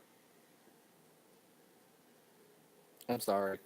I hate the way that they do the book in the movie. Because my favorite theory that I've come up with so far, other than my Nagini theory, is that the diary was just a pensieve at the beginning, and then he made it into a Horcrux later. Go back and watch that video. It's a good one, if I can say so myself. Let's see, catch up. Hagrid, how did he convince Mossack not to eat him? Oh, I'm sorry, I misunderstood what you wrote, Levi. How did Hagrid convince Mossack not to eat Hagrid? I imagine he got Hagrid when she was pretty small, probably. I imagine she wasn't as big as Aragog when we see him finally, and probably so it was pretty easy for her not to eat him. Also, I think it's easy to forget just how big Hagrid is described in the books because in the movies he seems to be about twice as big as a normal person, but I think in the books she says he's like twice as big and 5 times as wide, and his hands are the size of garbage can lids. So like he's supposed to be way bigger, but it'd be difficult to do that, obviously, and to make it look realistic. Myrtle is such a creep. I wish we could have seen um, Myrtle's interaction with Cedric in the bathroom, just because she clearly thinks Cedric is more attractive. Should have put Peeves in the movies. I agree. They actually, I believe, shot some scenes with Peeves. They had the actor Rick Mile playing him. Rick Mile, something. Um, Wonderful comedic actor. If you know the show Blackadder, he played Captain Fleshheart. And he's hilarious. And he would have been, I'm sure he was incredible as Peeves, but then they cut it. And I don't think they've ever released the footage. So it's a shame. Tell me Voldemort wouldn't have had extra fancy calligraphy for handwriting? Of course he would have. The dude is so extra. Just like he's got the perfect hair. He's like, look at his posture as he's walking around. His hips are swaying. He is extra. And you know, he's so precise about everything too. So he wouldn't want to appear less than by having ugly handwriting. And I mean, what else would you do in growing up in the 1920s and 30s other than writing letters? Did they even have radios then? Thanks, Aurora. I'm a big fan of that theory. I know it's a little weird to say that I'm a fan of my own theory. Oh, sorry, Lillian, I missed one comment. Yeah, there's no rules. There's no rules in Hogwarts.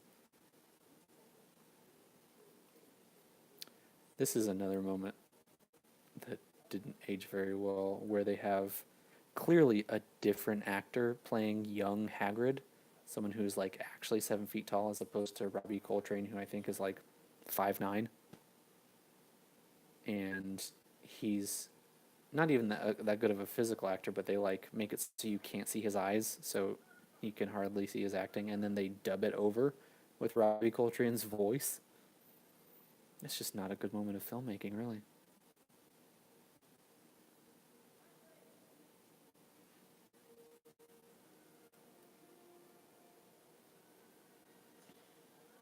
I wish I could go back to a time before I knew that that was Voldemort. Because, like, even watching the movie, I'd read the book before watching the movie, so, like, I would love to watch the movie with someone who hasn't seen it before and doesn't know what it's going to be. It'd be hard for me to find that person, but it'd be pretty cool. Spider repelling. Pretty new spell. Aranya eczema. Yeah. It's, that's a weird one to me. I don't know why that's really that necessary. Who's working around spiders that often? Like, look at Hagrid's size compared to the kids. Like, that could be just an extraordinarily tall human instead of someone who's half giant.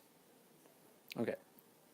So Voldy hated his name, Tom Marvell Riddle. Why did his mom name him after two shitheads? I would have named him something better. Well, I mean, it's hard. We don't know a ton about Merope, but she was super in love with Tom Riddle, uh, even if it was extremely problematic. And Marvolo, I don't know, maybe just because it's a family name? I don't know. Not a great answer. I like the theory that Tom knows Hagrid because Hagrid is a Slytherin. Yeah. Um, I think there's a Super Carlin Brothers video about that. Uh, I don't know if I'm exactly on board with it. I haven't watched that video in a long time, but you know, I think some of their evidence was compelling. I don't remember a ton of it, so I need some reminding. I believe that Hagrid's Gryffindor. In order that I would guess, it'd be Hagrid, Gryffindor, and then a Hufflepuff, and then a Slytherin, and then a Ravenclaw. She doesn't seem very interested in Ravenclaw type things, so I put Ravenclaw last. It looks like my stream is lagging, so I apologize if that's true for you guys. It might just be my internet on this end. My internet is not the the best at times, so I apologize if it drops out. Um, if it does, we'll pick the stream back up as quickly as we can. Hello, Sam. I have to be looking at the screen right when you left your comment. Let us know where you're watching from, what part of the world you're in, and what time it is where you are. Um, I'm here in San Diego, California, and it's 11:46 p.m.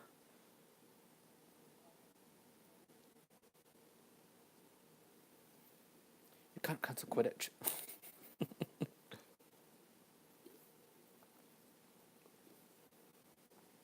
Finally feeling this caffeine kick in, which is not good because the movie's over halfway over, I think. We still have a lot of movie left, though. This is a long movie. I think the runtime is almost 2.5 hours, or maybe more. Commitment to tartan is impressive. West Country, England. We have someone from England, you guys. We did it. 7:45 a.m. Thanks for getting up early with us, Sam. If you're getting ready for work or school or something, hope you have a good day. Hope you're not skipping out on it just for this. It's not worth it, I promise. But thanks for joining us. Chamber of Secrets movie. How is there not a lot of crap in the cave where the Acromantulas live? There could be. We just don't see it. Or maybe they're good at burying it, you know? Or they're pretty intelligent. Maybe they have a designated pooping spot. You know, it's almost midnight. My time, of course, this turned into talking about poop.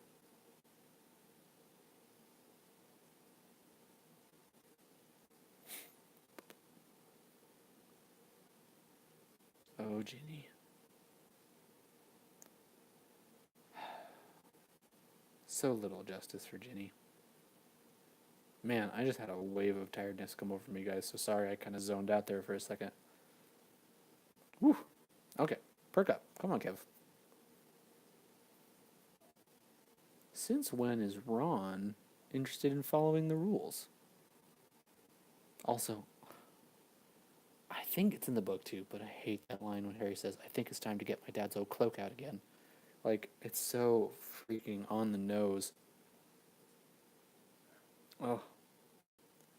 Rewatching this again for like the billionth time as an adult, the fact that Hagrid feels that he has to defend himself with a crossbow just to open up his own door, like he has to be ready to kill someone. It's terrible. It's terrible. Poor guy. I love his tea set though. Oh, Christina, I'm gonna make a specific request that in a box someday we get Hagrid's tea set, unless you've already done that. In which case, do it again. Even if it's just a teacup. Like, I know mugs are, especially teacup kind of mugs, are hard to ship. But Nana SB from Denmark, 8:47 and drinking coffee. Good morning. Madeline, you're also in Australia. Welcome. No justice for Ginny at all. JK needed a name anagram for I am Lord Voldemort. That's true. That is probably just the practical reason for why she invented the name Marvolo. She probably had Tom Riddle and I am Lord Voldemort, and then it was like, what's left? Form of spiders, so they probably hide their poop in the webs. That's an interesting insight. Thank you for letting me know that. Oh, you guys might hear Margot. She sounds like she just woke up a little bit in her bed.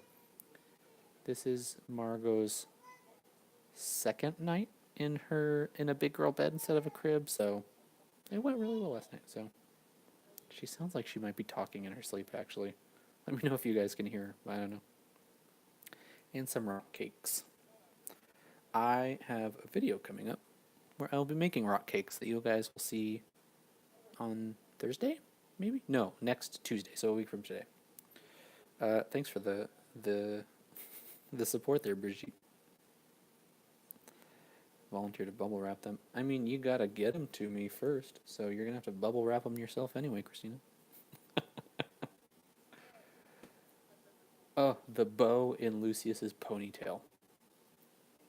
It's perfection. It's everything that I've ever wanted it to be. Also, the fact that Fudge has, like, that Fudge's hair in this movie is like he's in a Jane Austen movie is hilarious. Just the fact that the wealthy men in these first two movies look like they're straight out of Victorian era romance is it's gold.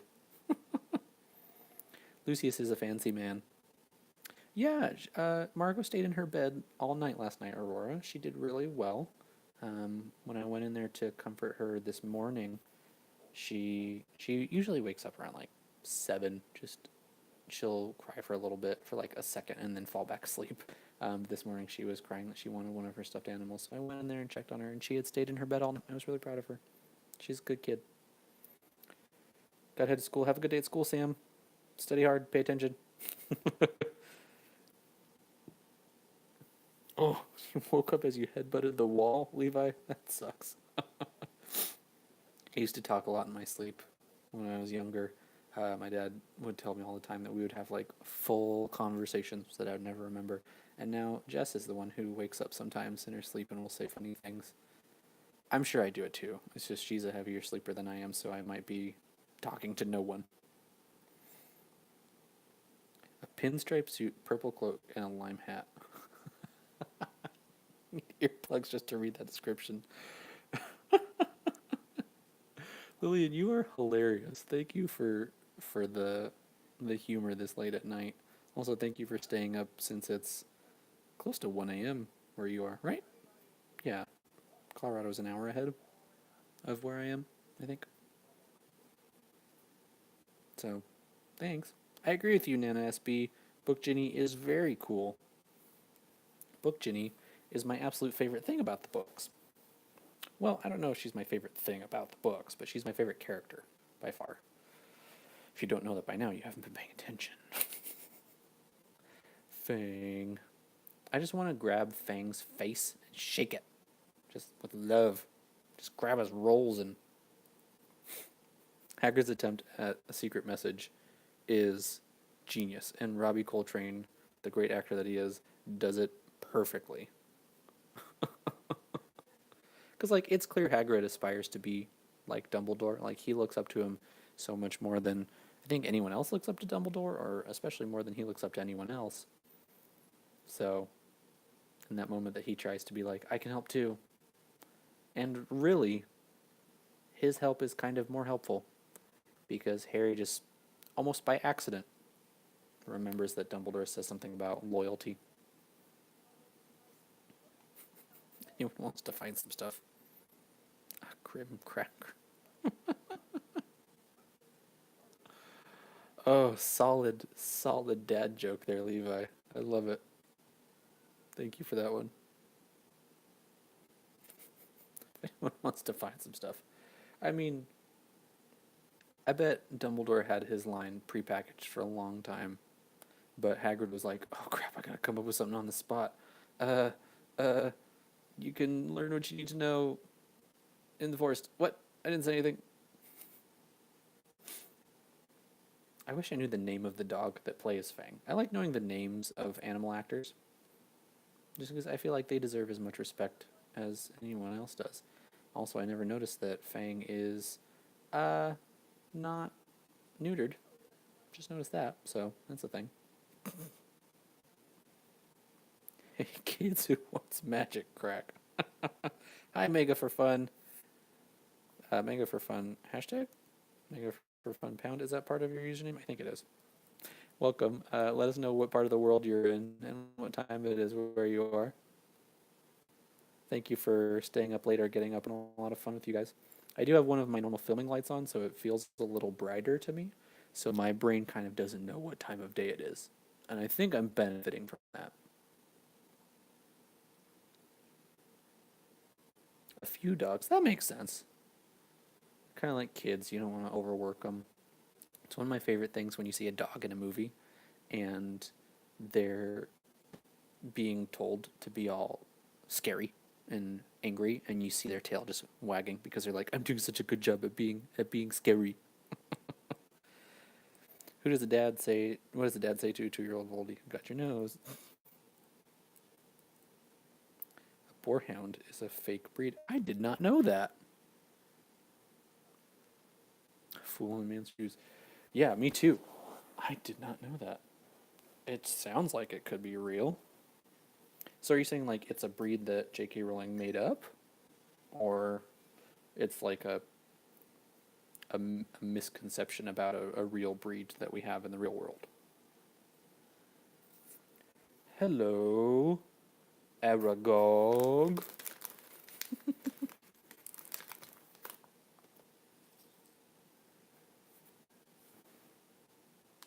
Oh, I see what you're saying. Yeah, I get it. He doesn't look like a Great Dane. He's a chubby Great Dane. One of the movies is a Neapolitan Mastiff. Gotcha. Mastiffs are enormous dogs. I think it's the Argentinian Mastiff that looks like a lion.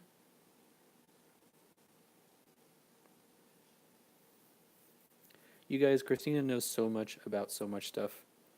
I feel like anytime I post anywhere that I'm just wondering about something, she's like, I know this. She's a perfect friend.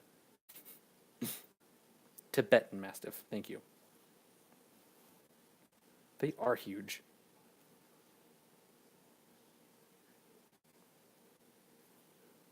You know what other dogs are huge are Akitas. My friend had an Akita who, for a long time, it didn't like me, and then I like Caesar Milan'd it, dog whispered it, and then it loved me. Sorry for anyone who has a fear of spiders right now. I feel for you. This scene is creepy. Like, I don't have a fear of spiders necessarily. Obviously, I don't like them. I don't know many people who enjoy spiders. They're fascinating to look at up close, of course. But, a lot of them can hurt us. So, I think it's okay to have a healthy discomfort around spiders.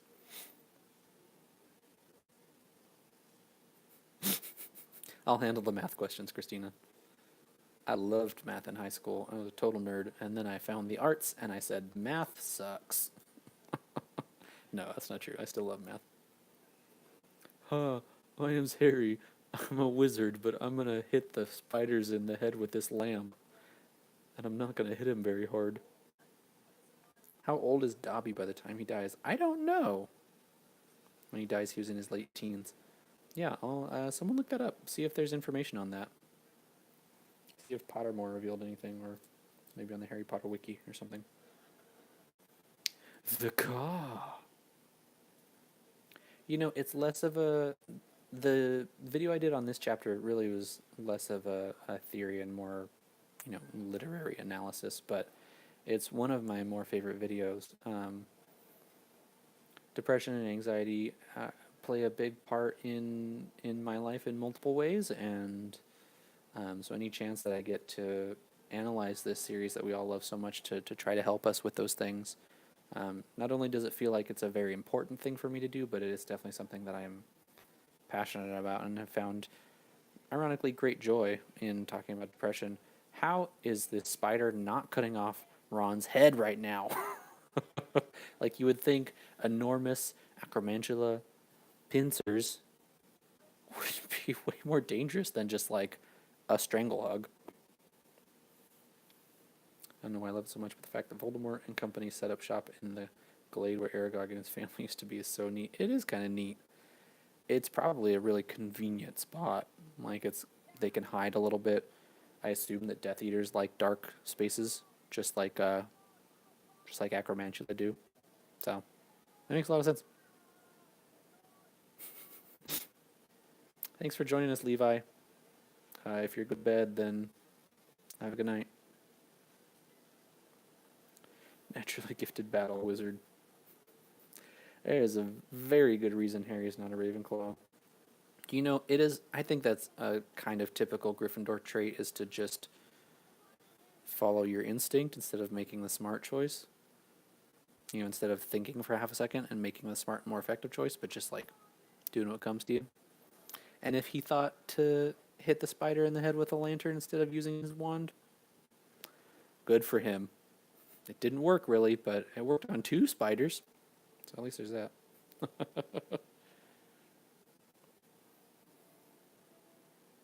Oh God, Christina, you're so right. The dog drool is the worst. Wait, hold up. I didn't notice before, but was that with the car landing right there?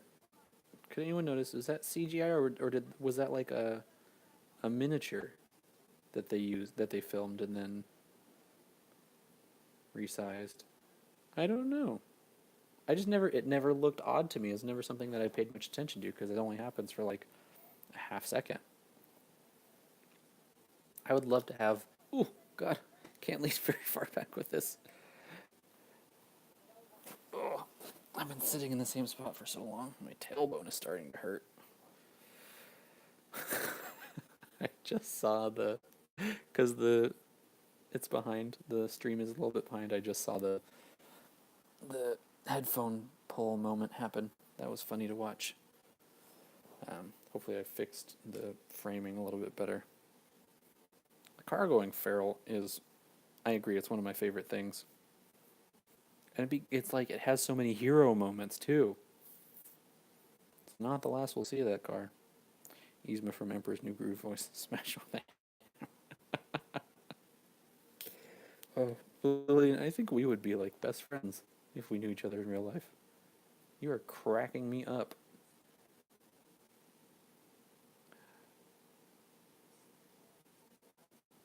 Hermione, swear. Even though she's petrified, she's still the only reason that Harry succeeds. Ron does whine about a lot, but I kind of feel I'm kind of there with him. I put down that vibe sometimes. Sometimes you just have a lot of feelings and you need to say them out loud. And he's 12, so. And what other series is there a wild car? I don't know. Can't think of one. Really missed out seeing the car during the Battle of Hogwarts. I'm not the funny one. I'm just laughing at what you guys are saying. Gotta love sentient car. Yes, you do.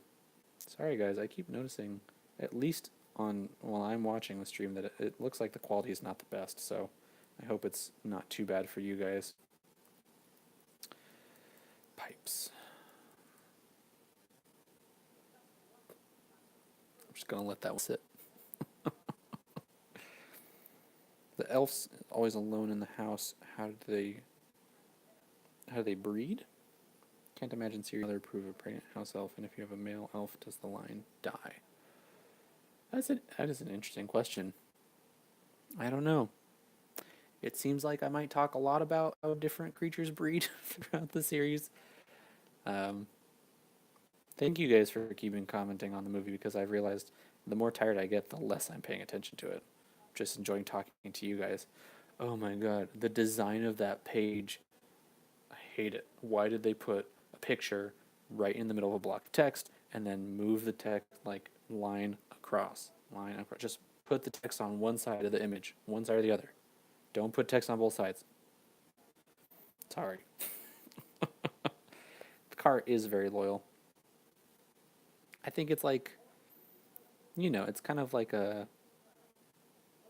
animal that is a stray that you take in for a little while and it develops admiration for you and shows good loyalty even years later. Like Christian the Lion. If you guys don't know what Christian the Lion is, then A, you're making me feel old, and B, look it up. Baby Dobby. It would be a cute thing. The car is such an unsung hero. Better parental figure. Oh, man. Yeah, Christina. Super accurate. Terrible, but accurate. Sorry, Lockhart's on screen. Gotta pay attention. Look at that moment of acting. When it's just the shot of his face looking terrified all of a sudden.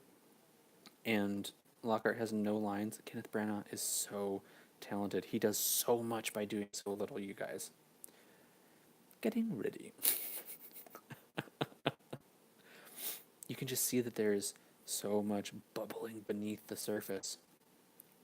He's an incredible actor. I wish I was that good. If I was that good, I wouldn't be doing this. Tell you what. I love this, you guys. But I'm just saying, like, my life would have ended up very differently if I was a better actor. Not that I'd be famous or anything, just it would have been more of my focus.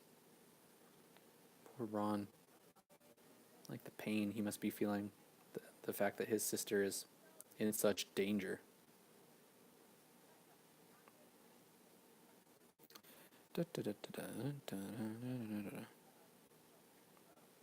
The hair waves, yes.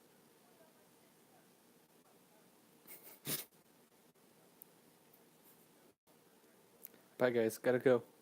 Love you. Does anyone else love the fact that he has a wig in his office?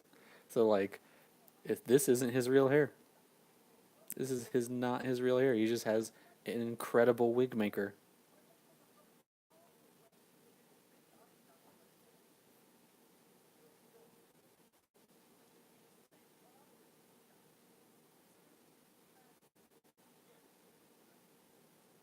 Rather gifted with memory charms. Lockhart's backstory on Pottermore is one of my favorites. I highly recommend you go check it out. McGonagall is my favorite backstory. Um, but Lockhart's is interesting, and J.K. Rowling mentions how by the time he has come back to Hogwarts as a professor, his skills in pretty much everything except for memory charms have pretty much deteriorated because he just hasn't used them at all. Hello, Harry. I say that one a lot too. I didn't.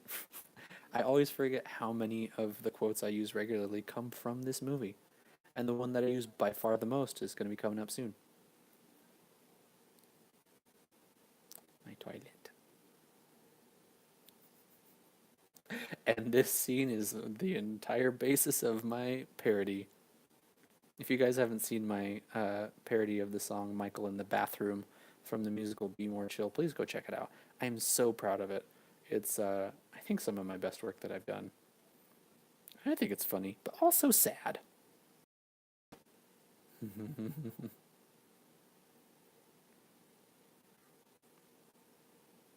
McGonagall's backstory is so sad. So interesting, but I hope we get to see it on screen someday.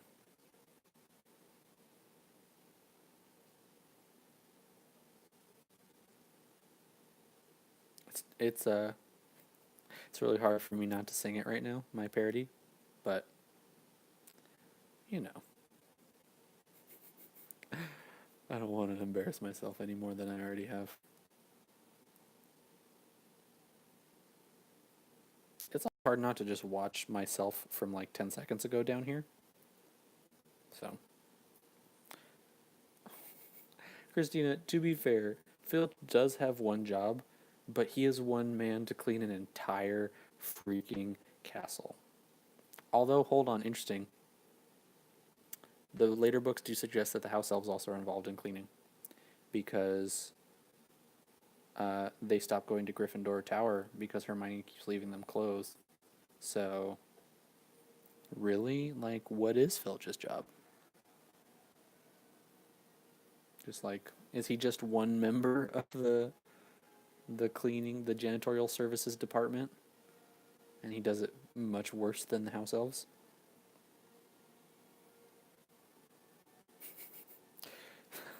Thank you. I know the snake in my video was terrifying. Funny story about that snake.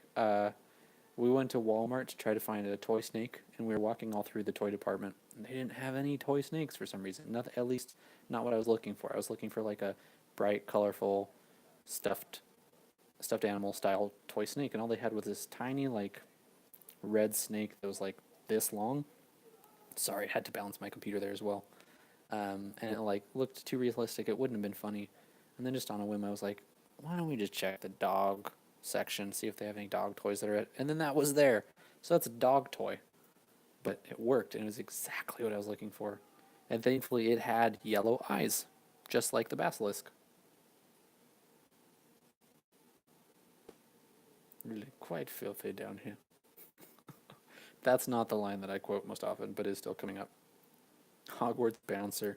True. You're welcome to share my toilet. You can share my toilet if you die. Now I'm stuck here. Guess I'll start to cry. Thank you, Amy. I have fun doing my parodies. They're a lot of work filming them. Much more intense than filming the book club episodes. And don't often come up with a ton of ideas that I get excited by. So they're unfortunately few and far between, but I've got a couple in the works that I'm excited about, so it's good. Dumbledore could literally wave his hand and the entire castle would be spotless. The question of why he employs anyone to clean it is interesting. Because you're right, with magic it could probably be done pretty quickly. And maybe that's what the house elves at Hogwarts do. Maybe they use their magic to clean and it does happen quickly.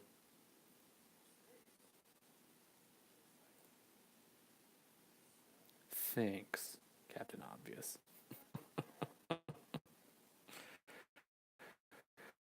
That is true, Christina. He does have better things to do. Great big yellow. This is the best scene.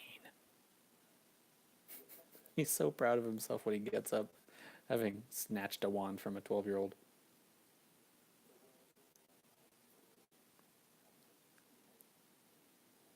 So let's all just pay attention here.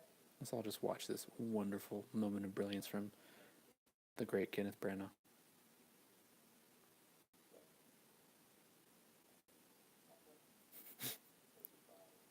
Do you have memories? God, he's so good.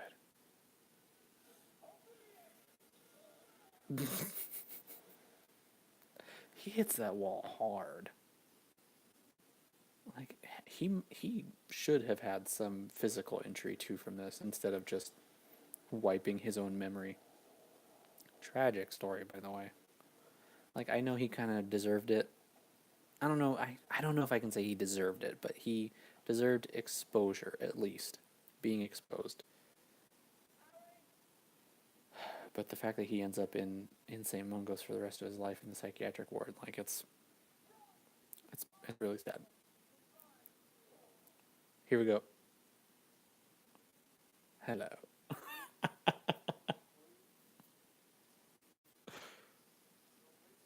Really? And who am I? He's so good. Odd sort of place, isn't it? Do you live here? Oh, okay. That's my favorite part of the movie by far. So I can get back to watching the comments now. Okay, what did I miss? Okay, Nana SB, Ron tell Harry that his mother would like to have a house elf, but they don't live in new houses like the Burrow, only at old houses. Maybe he's covering up because they're too expensive.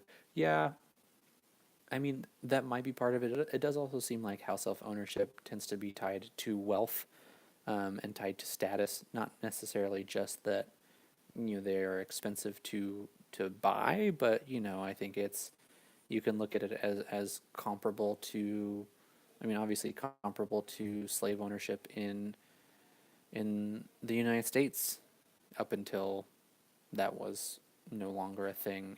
It was the wealthy people had slaves, and often they were inherited as well, or purchased, or moved back and forth. And you know, it's an important thing that she included to kind of show us all important things for us to hear at that time in our life and whatever time we meet the series. But it's tough to reconcile, of course. Filch is sweeping the rubble after the I love that shot where Filch is sweeping the rubble. Like, as terrible as he is still doing his part for his castle and his home. All right, Mega for fun. No worries. Go to school, study hard, pay attention, have a good day. Thanks for joining us while you could. Lillian always wondered why Ron didn't just make Lockhart move all the rubble for him, since he was bigger than both of them. That part does make me wonder if he does have some kind of physical injury. Also, Lockhart might just be like, I don't know what you're talking about. What's rubble? Who are you? Let's have a chat. Or maybe he fell asleep. I mean, Ron does knock him out there, so. Raise your hand if you've got a crush on young Tom Riddle. That is a thing that I understand is common in the fandom. Pretty cool thing.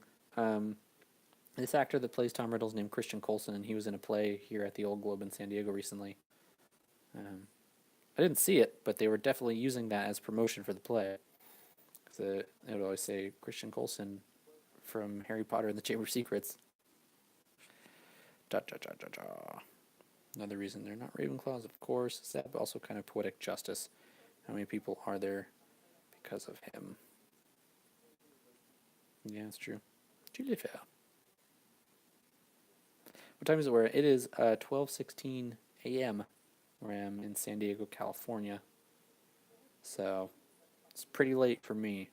I'm normally up around now.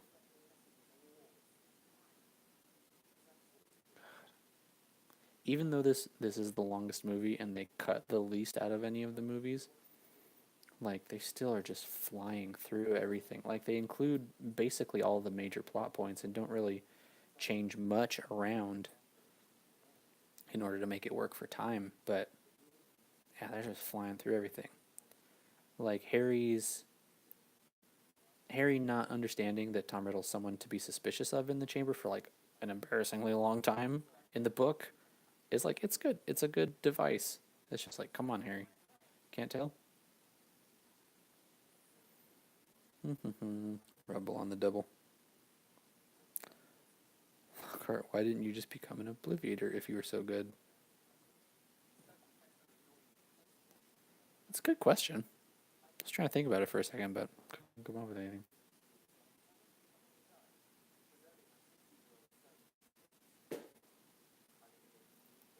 Evie, what did you just knock over?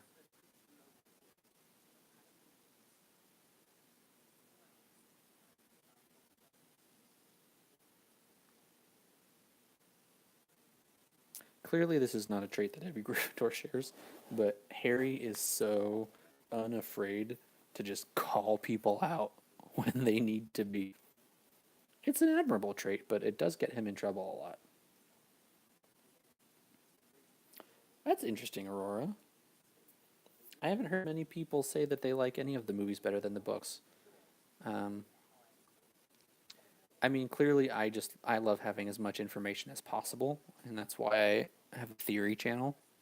I mean, it's a book club channel. I wouldn't call myself a theory YouTuber. It would be a booktuber, is the term. Okay, there's something very pleasing to me watching the letters rearrange themselves.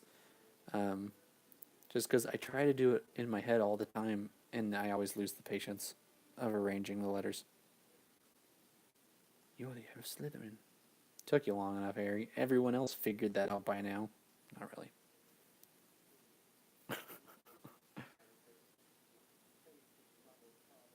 I mean, he didn't know your father was a muggle, Tom, so.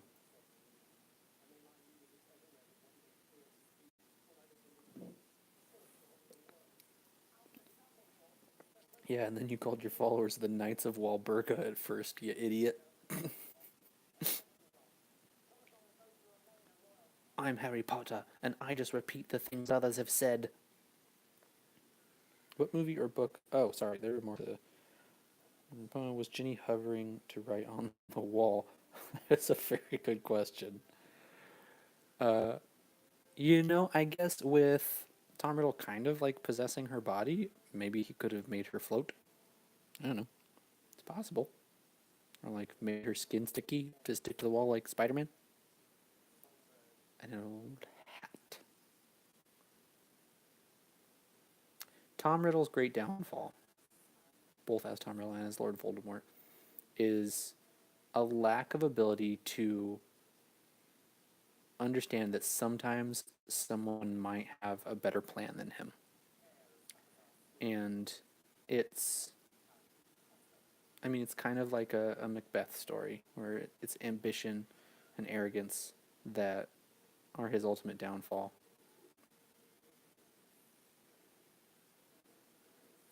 Is anyone else kind of semi-bothered by the design of the basilisk?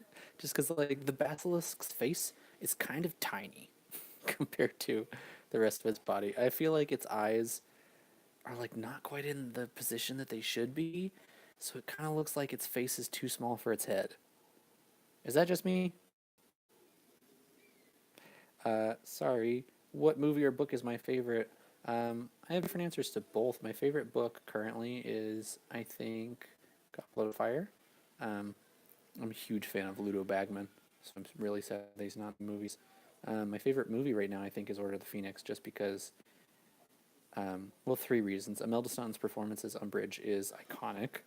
Helena Bonham Carter's performance as Bellatrix in that movie is iconic, and the battle scene at the end of the Ministry is so good. This is my favorite of the movies. Yeah, this is a good movie. I think this is both the book and the movie. Chamber of Secrets don't get enough credit. I think they're solid. I think they're just, especially the movie. It's a very faithful adaptation.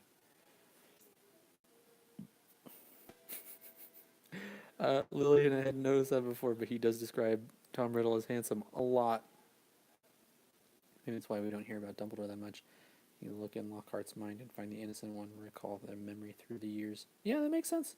Sorry, guys, I'm just going to try to kind of move through the comments a little quickly. Biggest flaw was egotistic vanity. True. That is true. He's not wrong. He's not young Voldy. He's a handsome dude. He's a very handsome dude. Face looked bird-like. Yeah, that's kind of the sense that I get too. Like you said, Christina, it makes a lot of sense that, hatching a chicken's egg beneath a toad, it looks like that. So whoever designed the basilisk, whoever that production designer was, got it good. They didn't just make it look like a snake. Kind of it looks like has the plume up there. Oh, hi, Evie. You're on camera.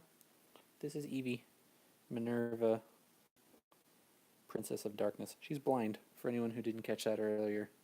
She's blind and she gets around extremely well. Oh, my stream looks like it's such bad quality. I'm so sorry, you guys. Basilisk has never seemed big enough to me all around, not just the face. Yeah, I feel like the book describes it as being a lot bigger. Also, the statue of Slytherin isn't just his face. It's his whole body. And his beard's supposed to go all the way down to his feet.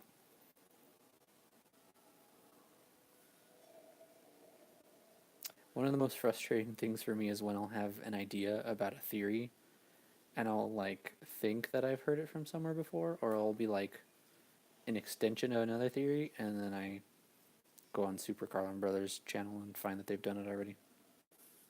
Those guys are awesome, but also sometimes it's frustrating being in the general same niche as them.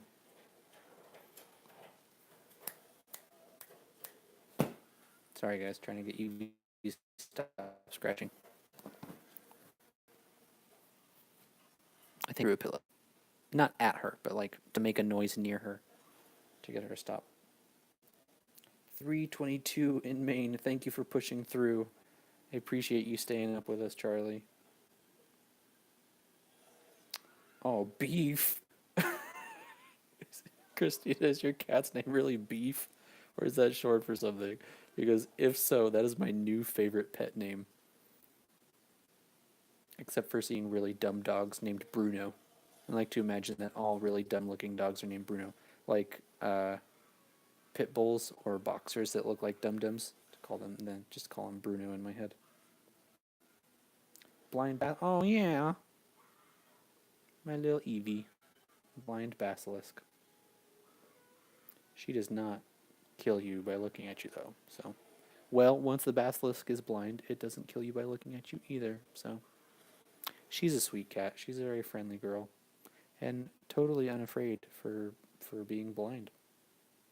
She was, we got her from a shelter where she also had, she was with a sibling of hers who was also blind. She was rescued from a hoarding house.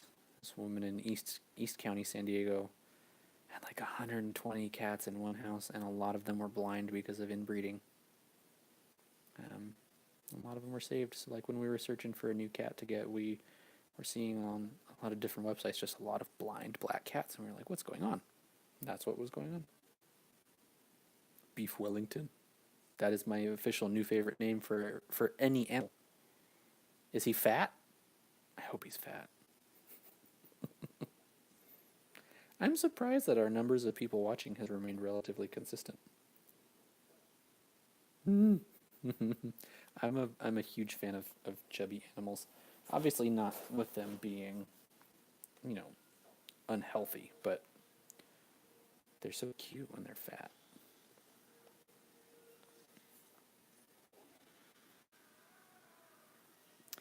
I need to I need to do more research about like how this piece of Voldemort's soul is able to like craft its own body out of nothing and like to bring back to like materialize as more than just like kind of mist, which it seems like it kind of is initially, or like embers as it's blowing up.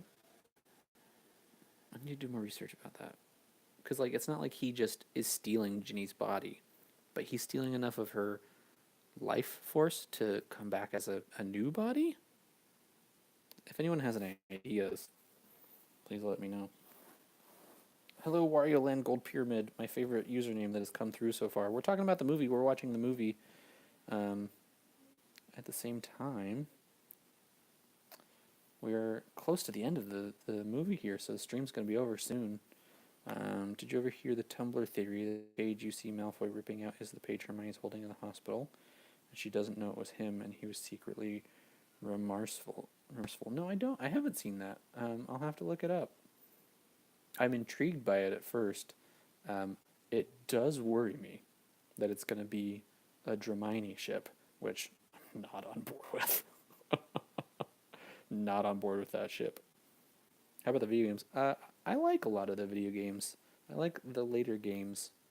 I love the Lego games. The Lego Harry Potter video games are just fun.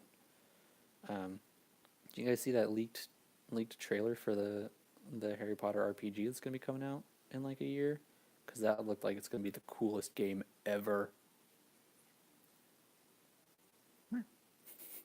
I love that little noise Fox makes when Harry says Phoenix Tears have healing powers, because Fox is just like, yeah.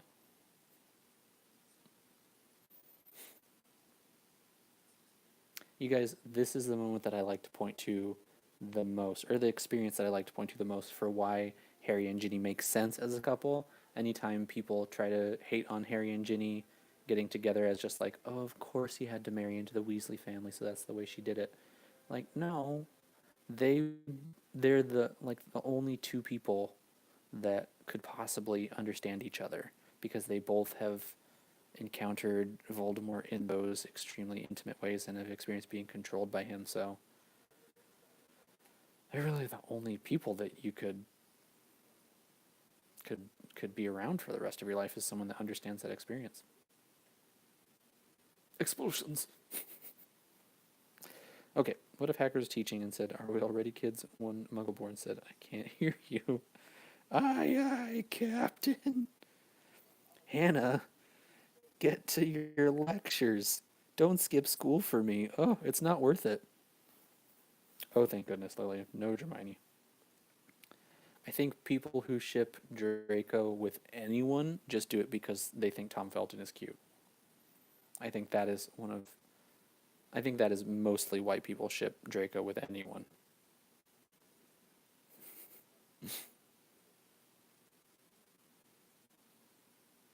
Yeah. Yeah. I do like the moment when Ginny like straight up says to Harry, like, "Hey, dummy, I understand it. I get it." Again, so sad that they cut that moment out of the movie.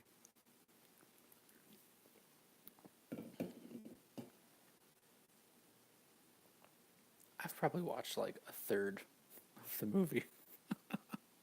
It's been so hard for me to pay attention to 3 different things, 2 screens and a camera lens. Thank you guys for sticking around, those of you that have.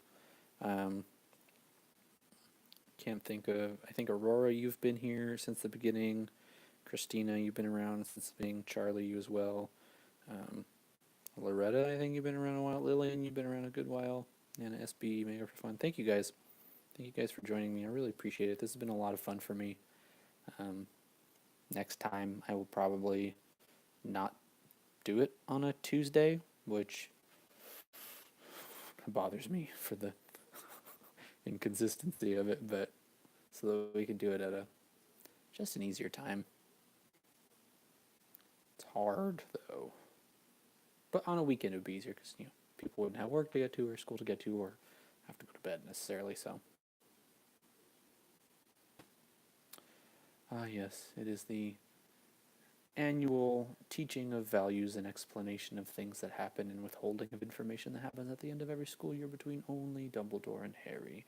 And everyone else just has to wonder what the F happened this school year.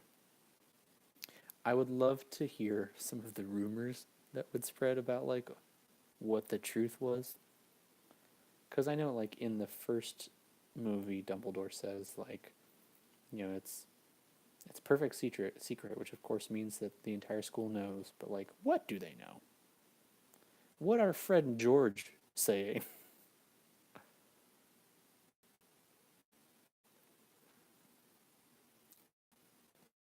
The continuity of the items in Dumbledore's office showing up in his classroom. Yes, that's so pleasing. It's like whoever did the set dressing for the new Fantastic Beasts movie. It's a good job paying attention. I also like that Dumbledore's office didn't change that much throughout the original 7 movies. Like, even though the interior of some other places changed, like for example, Quirrell's Defense Against the Dark Arts classroom looks nothing like Lockhart's. Ridiculous.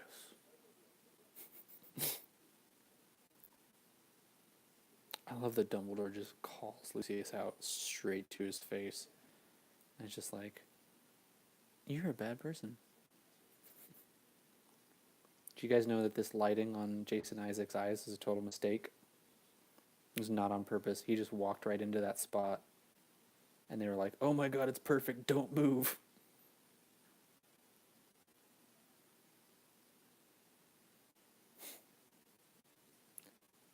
Lord Voldemort.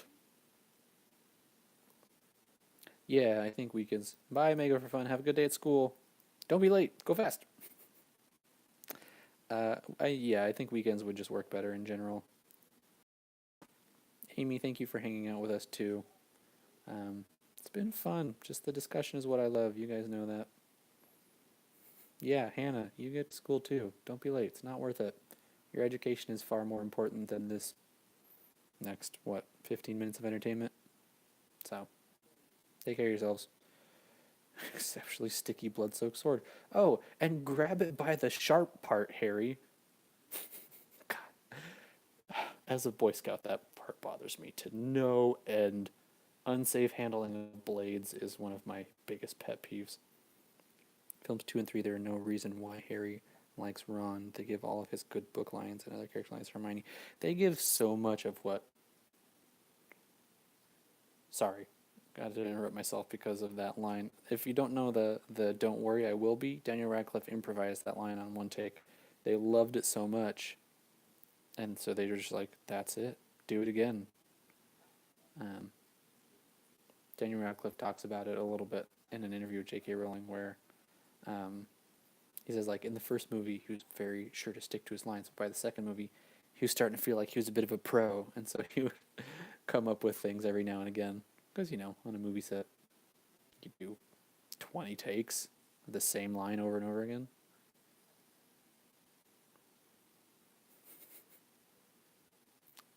This is one moment, the sock moment, that I think does make more sense in the movie than in the book. Oh, there's another quote I do all the time. Meta Malfoy. Meta Malfoy. Because in the book, he takes the dirty and shoves it into his sock and hands his dirty sock to Lucius. And then Lucius, takes the book out of the sock and then tosses the sock to Dobby. But it makes way more sense if the sock is just kind of hidden in the book. Prove it.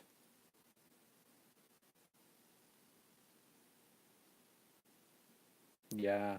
Jason Isaacs is an incredibly talented actor. And another one who is so underappreciated just because he's in a cast of other incredible actors like Alan Rickman, Maggie Smith.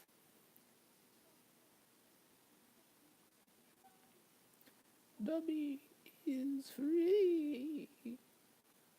My theory about house elves not actually being bound by magic is another one that I'm really proud of. So if you guys haven't seen that, go back and watch that. Can we talk, though, about how he's straight up about to kill a 12-year-old over having lost a servant when he probably has others? Also, why is he saying it like that?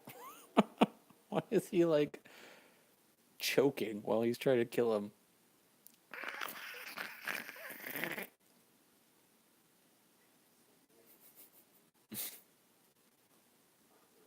Jason Isaacs is also a handsome dude. And he works that long blonde hair, but he also looks handsome in an entirely different way when he has his normal short brown hair.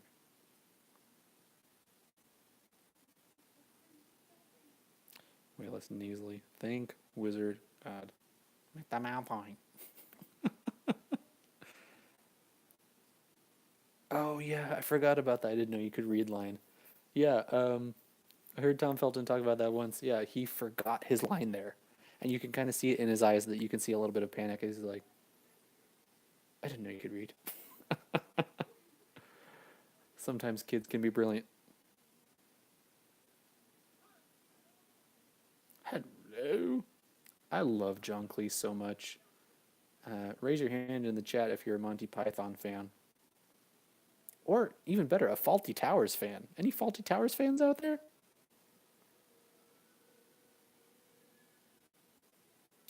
Ron is the first one to look. Boom. God, come on, you guys. If there's any of you out there who agree with J.K. Rowling that she should have had Harry end up with Hermione, we'll chat. We'll chat later. We'll talk about that. Scene right where Lucius tries to kill Harry never comes up again. Not a, hey, remember that one time you... Yeah, like, well, I mean, I guess at the time Harry doesn't know what the spell is. He doesn't know what the killing curse is, so he's just like, hey, that's a weird word he's saying to me, and he probably doesn't remember what the word is later.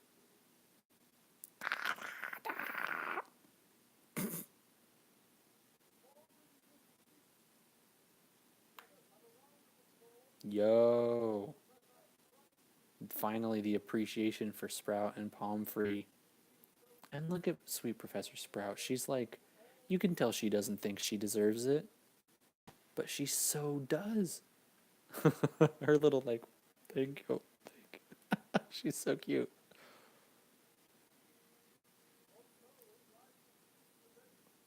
Really, like, almost all of the good things that happen in this movie are because of the strong women.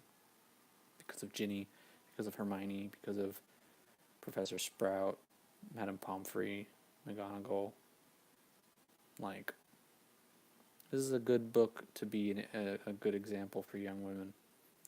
Oh, when Hagrid comes back at the end, I get so choked up every time. This music is just perfect to make you just, like, cry with happiness. I've seen this movie 1 billion times, and I still choke up all the time. Alright, check in the comments real quick. Family breaks into the lumberjack salon. It's a good one.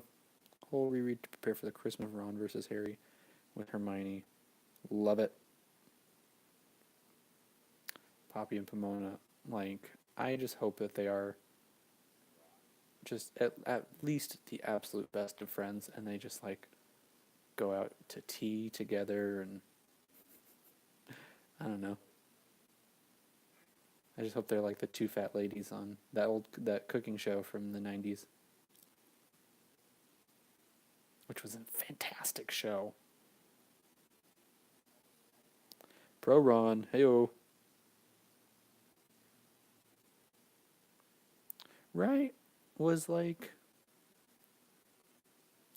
Errol really the only bird that McGonagall had at her disposal? Or that Dumbledore had at his disposal, rather? Maybe Errol's the only owl dumb enough to want to fly to Azkaban. Hagrid's the best. Pomona is the best Hufflepuff, and that's why she's the head of Hufflepuff House. I think Dumbledore probably has the authority to do anything he damn well pleases in the wizarding world. Fudge is so clearly threatened by him that I think early on, at least, he doesn't want to make Dumbledore upset with him, because I think Fudge is of the belief that if Dumbledore wanted to, he could pull just a couple strings and Fudge would be out of a job. It doesn't seem like there's a ton of voting that goes on as far as who becomes prime minister in the wizarding world. Excuse me, Minister for Magic, not Prime Minister. I'm not British, you guys. Well, there we go, guys. We're coming up on the end of the movie. I'm going to stick around during the credits just because I'm having a good time. If you guys have any more questions while the credits are rolling. Oh, I love this music. I'm getting chills all over. This music is like the perfect ASMR for me. It's so relaxing. And I do get the chills that start at your head and go down that are the ASMR stuff. Release that man. 10 points to Dumbledore. All right. Why not prevent him from going? It's a good question. I think there are some things that Fudge probably puts his foot down on that Dumbledore recognizes as things that kind of need to happen, which, like, obviously that didn't need to happen, but also Dumbledore doesn't always make good choices, so I want to say for the record, I'm against this. Pygmy Puff would be fun to have. Don't bother doing something about it. It's chill and wrongful imprisonment, right? That's true. You know, I'm sure Dumbledore has to balance the bureaucracy every now and then with the governors, and at that moment the governors were under threat of having their families cursed by Lucius, so when are we going to start reading book 3? That's a good question, Aurora. I have it planned for, I don't remember the date, but it's like 2 or 3 Tuesdays from now. I have recorded almost all of the videos I have planned for in between. They're just going to be kind of more fun style stuff, just kind of, you know, I have a couple cooking videos planned, maybe a music video, a couple of the other just kind of, you know, like Pottermore sorting quiz kind of videos. So we'll do some of those in between now and then. But you know, the book club is a lot of work over multiple days. Reading the chapter, writing the episode, doing the research, coming up with any theories, and then obviously recording and editing. The whole process lasts from Thursday until I click upload on Monday night. And then on Tuesday, I'm promoting the video, obviously. So, you know, it's kind of a 6 days a week effort. So just kind of need a bit of a break from that. Sean Biggerstaff, that's his name, that plays Seamus, right? Am I wrong about that? I don't know. But yeah, so about 3 weeks, I think, from today, maybe. I don't remember the exact date.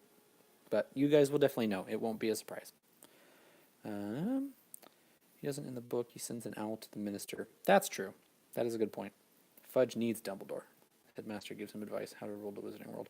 Welcome, Ivan. I don't know if you've commented before. It's nice to see you. Brigitte, thank you for joining us, Brigitte. You truly are one of my favorite people that I follow on the internet. Yeah, thanks for hanging out this whole time. I know you're on the West Coast too, so you had a bit of an easier time than almost everyone else here. But thank you for hanging out with us. I had fun. Lillian, thank you for joining us, Lillian. If you're leaving the chat now, good night. Thank you for joining us from Colorado. You were hilarious. I hope I see more of you in the comments. Yeah, sorting characters from other fandoms. I have fun doing that. I do. I think that's something that's better done in discussion with someone else on camera. And, you know, just people's schedules are hard to coordinate.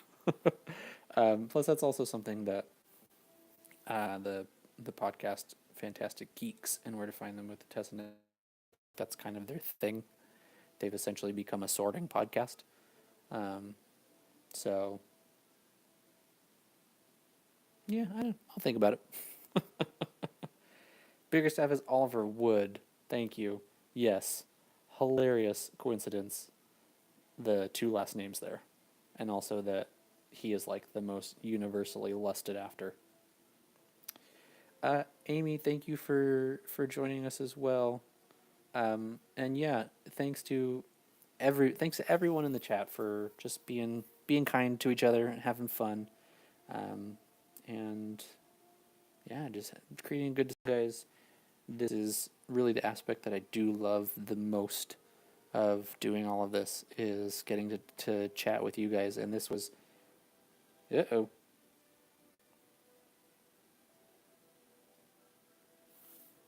Did I lose you guys? Am I gone? I don't know. Sorry, I just saw that my chat wasn't, or my stream wasn't loading over here. If I did lose you guys, I'm not gone. I hope you're still here. What was I saying? Yeah, the discussion really is my favorite part, the back and forth of it. It's what makes it all feel worth it to me. If I was just kind of shouting my opinions at you guys, it wouldn't feel like it was really worth it. Potterheads unite. Thank you, Charlie. Thank you, Aurora, for sticking around. There's still 8 of you watching. That number might include me, since I have it pulled up on my computer as well. So maybe 7 of you. Thank you guys so much for sticking around. I'm just going to hang out until the credits are over. That way I can say I watched the whole movie. I was worried before I started that that this would be a thing that movie studios would not want people to do, even though I'm using my iPhone headphones microphone just to try to make sure that no sound is getting through from my TV to the video, and even out of this here I can barely hear my TV, so I was reading the movie most of the time. And yeah, so I was worried that this wouldn't be a thing that they wouldn't like, but then I found that Justin Netting actually had done something like this before for some of her fundraiser live streams. I apologize if the stream quality was low. Like I said, my internet's not the best for this kind of thing, but it seemed like it stayed general. Well, thanks, Christina. Appreciate you hanging around. I'm sure we'll talk tomorrow. Get some rest. Marin County, California. One of my favorite things to do with credits is to kind of look for strange or funny names, or interesting names. And of course, now that I said that, I'm not seeing any.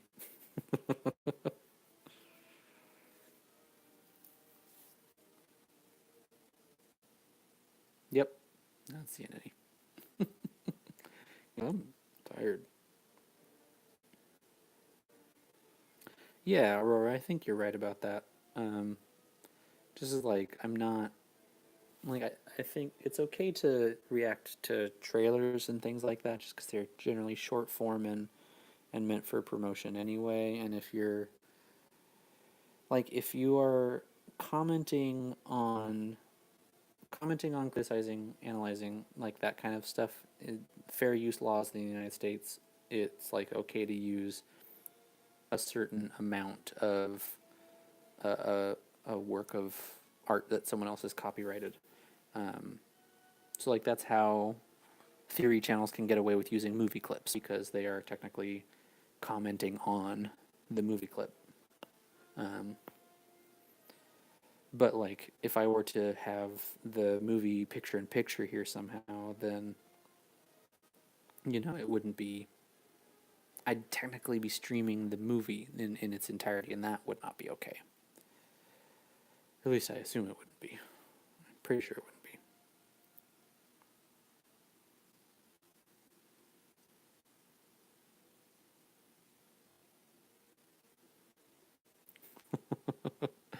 Yeah, sorry, Nana. I know sometimes I can talk a little fast in my videos. I film on my iPhone, so my space is not as extensive as I would have on a normal camera with a normal SD card or whatever. So sometimes I get a little anxious and I try to get through my lines quickly. And also I kind of talk fast naturally, at least when I'm not pausing. Oh, I always forget about this little this little stinger on the end of the credits here with his book, Who Am I? Like, the fact that he wrote a book, Who Am I, is not the... I find this, it's a little offensive, nowadays at least, that, like, it's not the fact that he wrote a book called Who Am I think that's fine, but the fact that he's, like, in a straitjacket,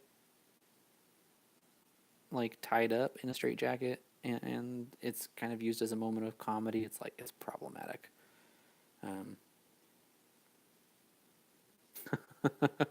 I've been cracking my neck for a long time like that.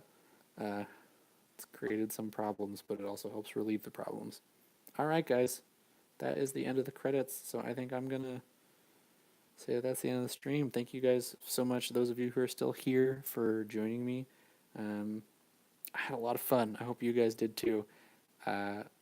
This next little bit will be a message to those of you watching this in the future who are not here with me live. Thank you for watching in the future. This video is going to be about, I mean, you are at the end, so it's about 2.5 hours long. I hope you enjoyed it as well in the future. Make sure to leave your comments below if you have them. Thank you again to those of you in the chat that joined me live. I had a lot of fun doing this, even though it is almost 1 a.m. my time. Charlie, I think it's, what, about 4 a.m. almost your time now in Maine? So get some sleep, friend.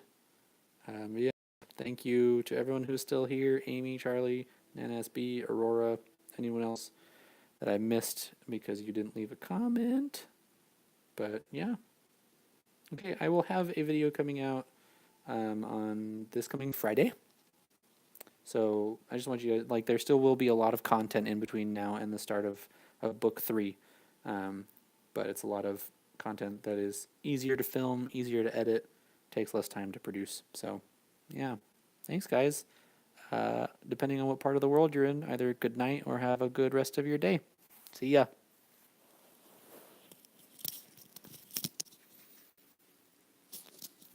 How do I stop this? Guys, I don't know how to turn off a live stream.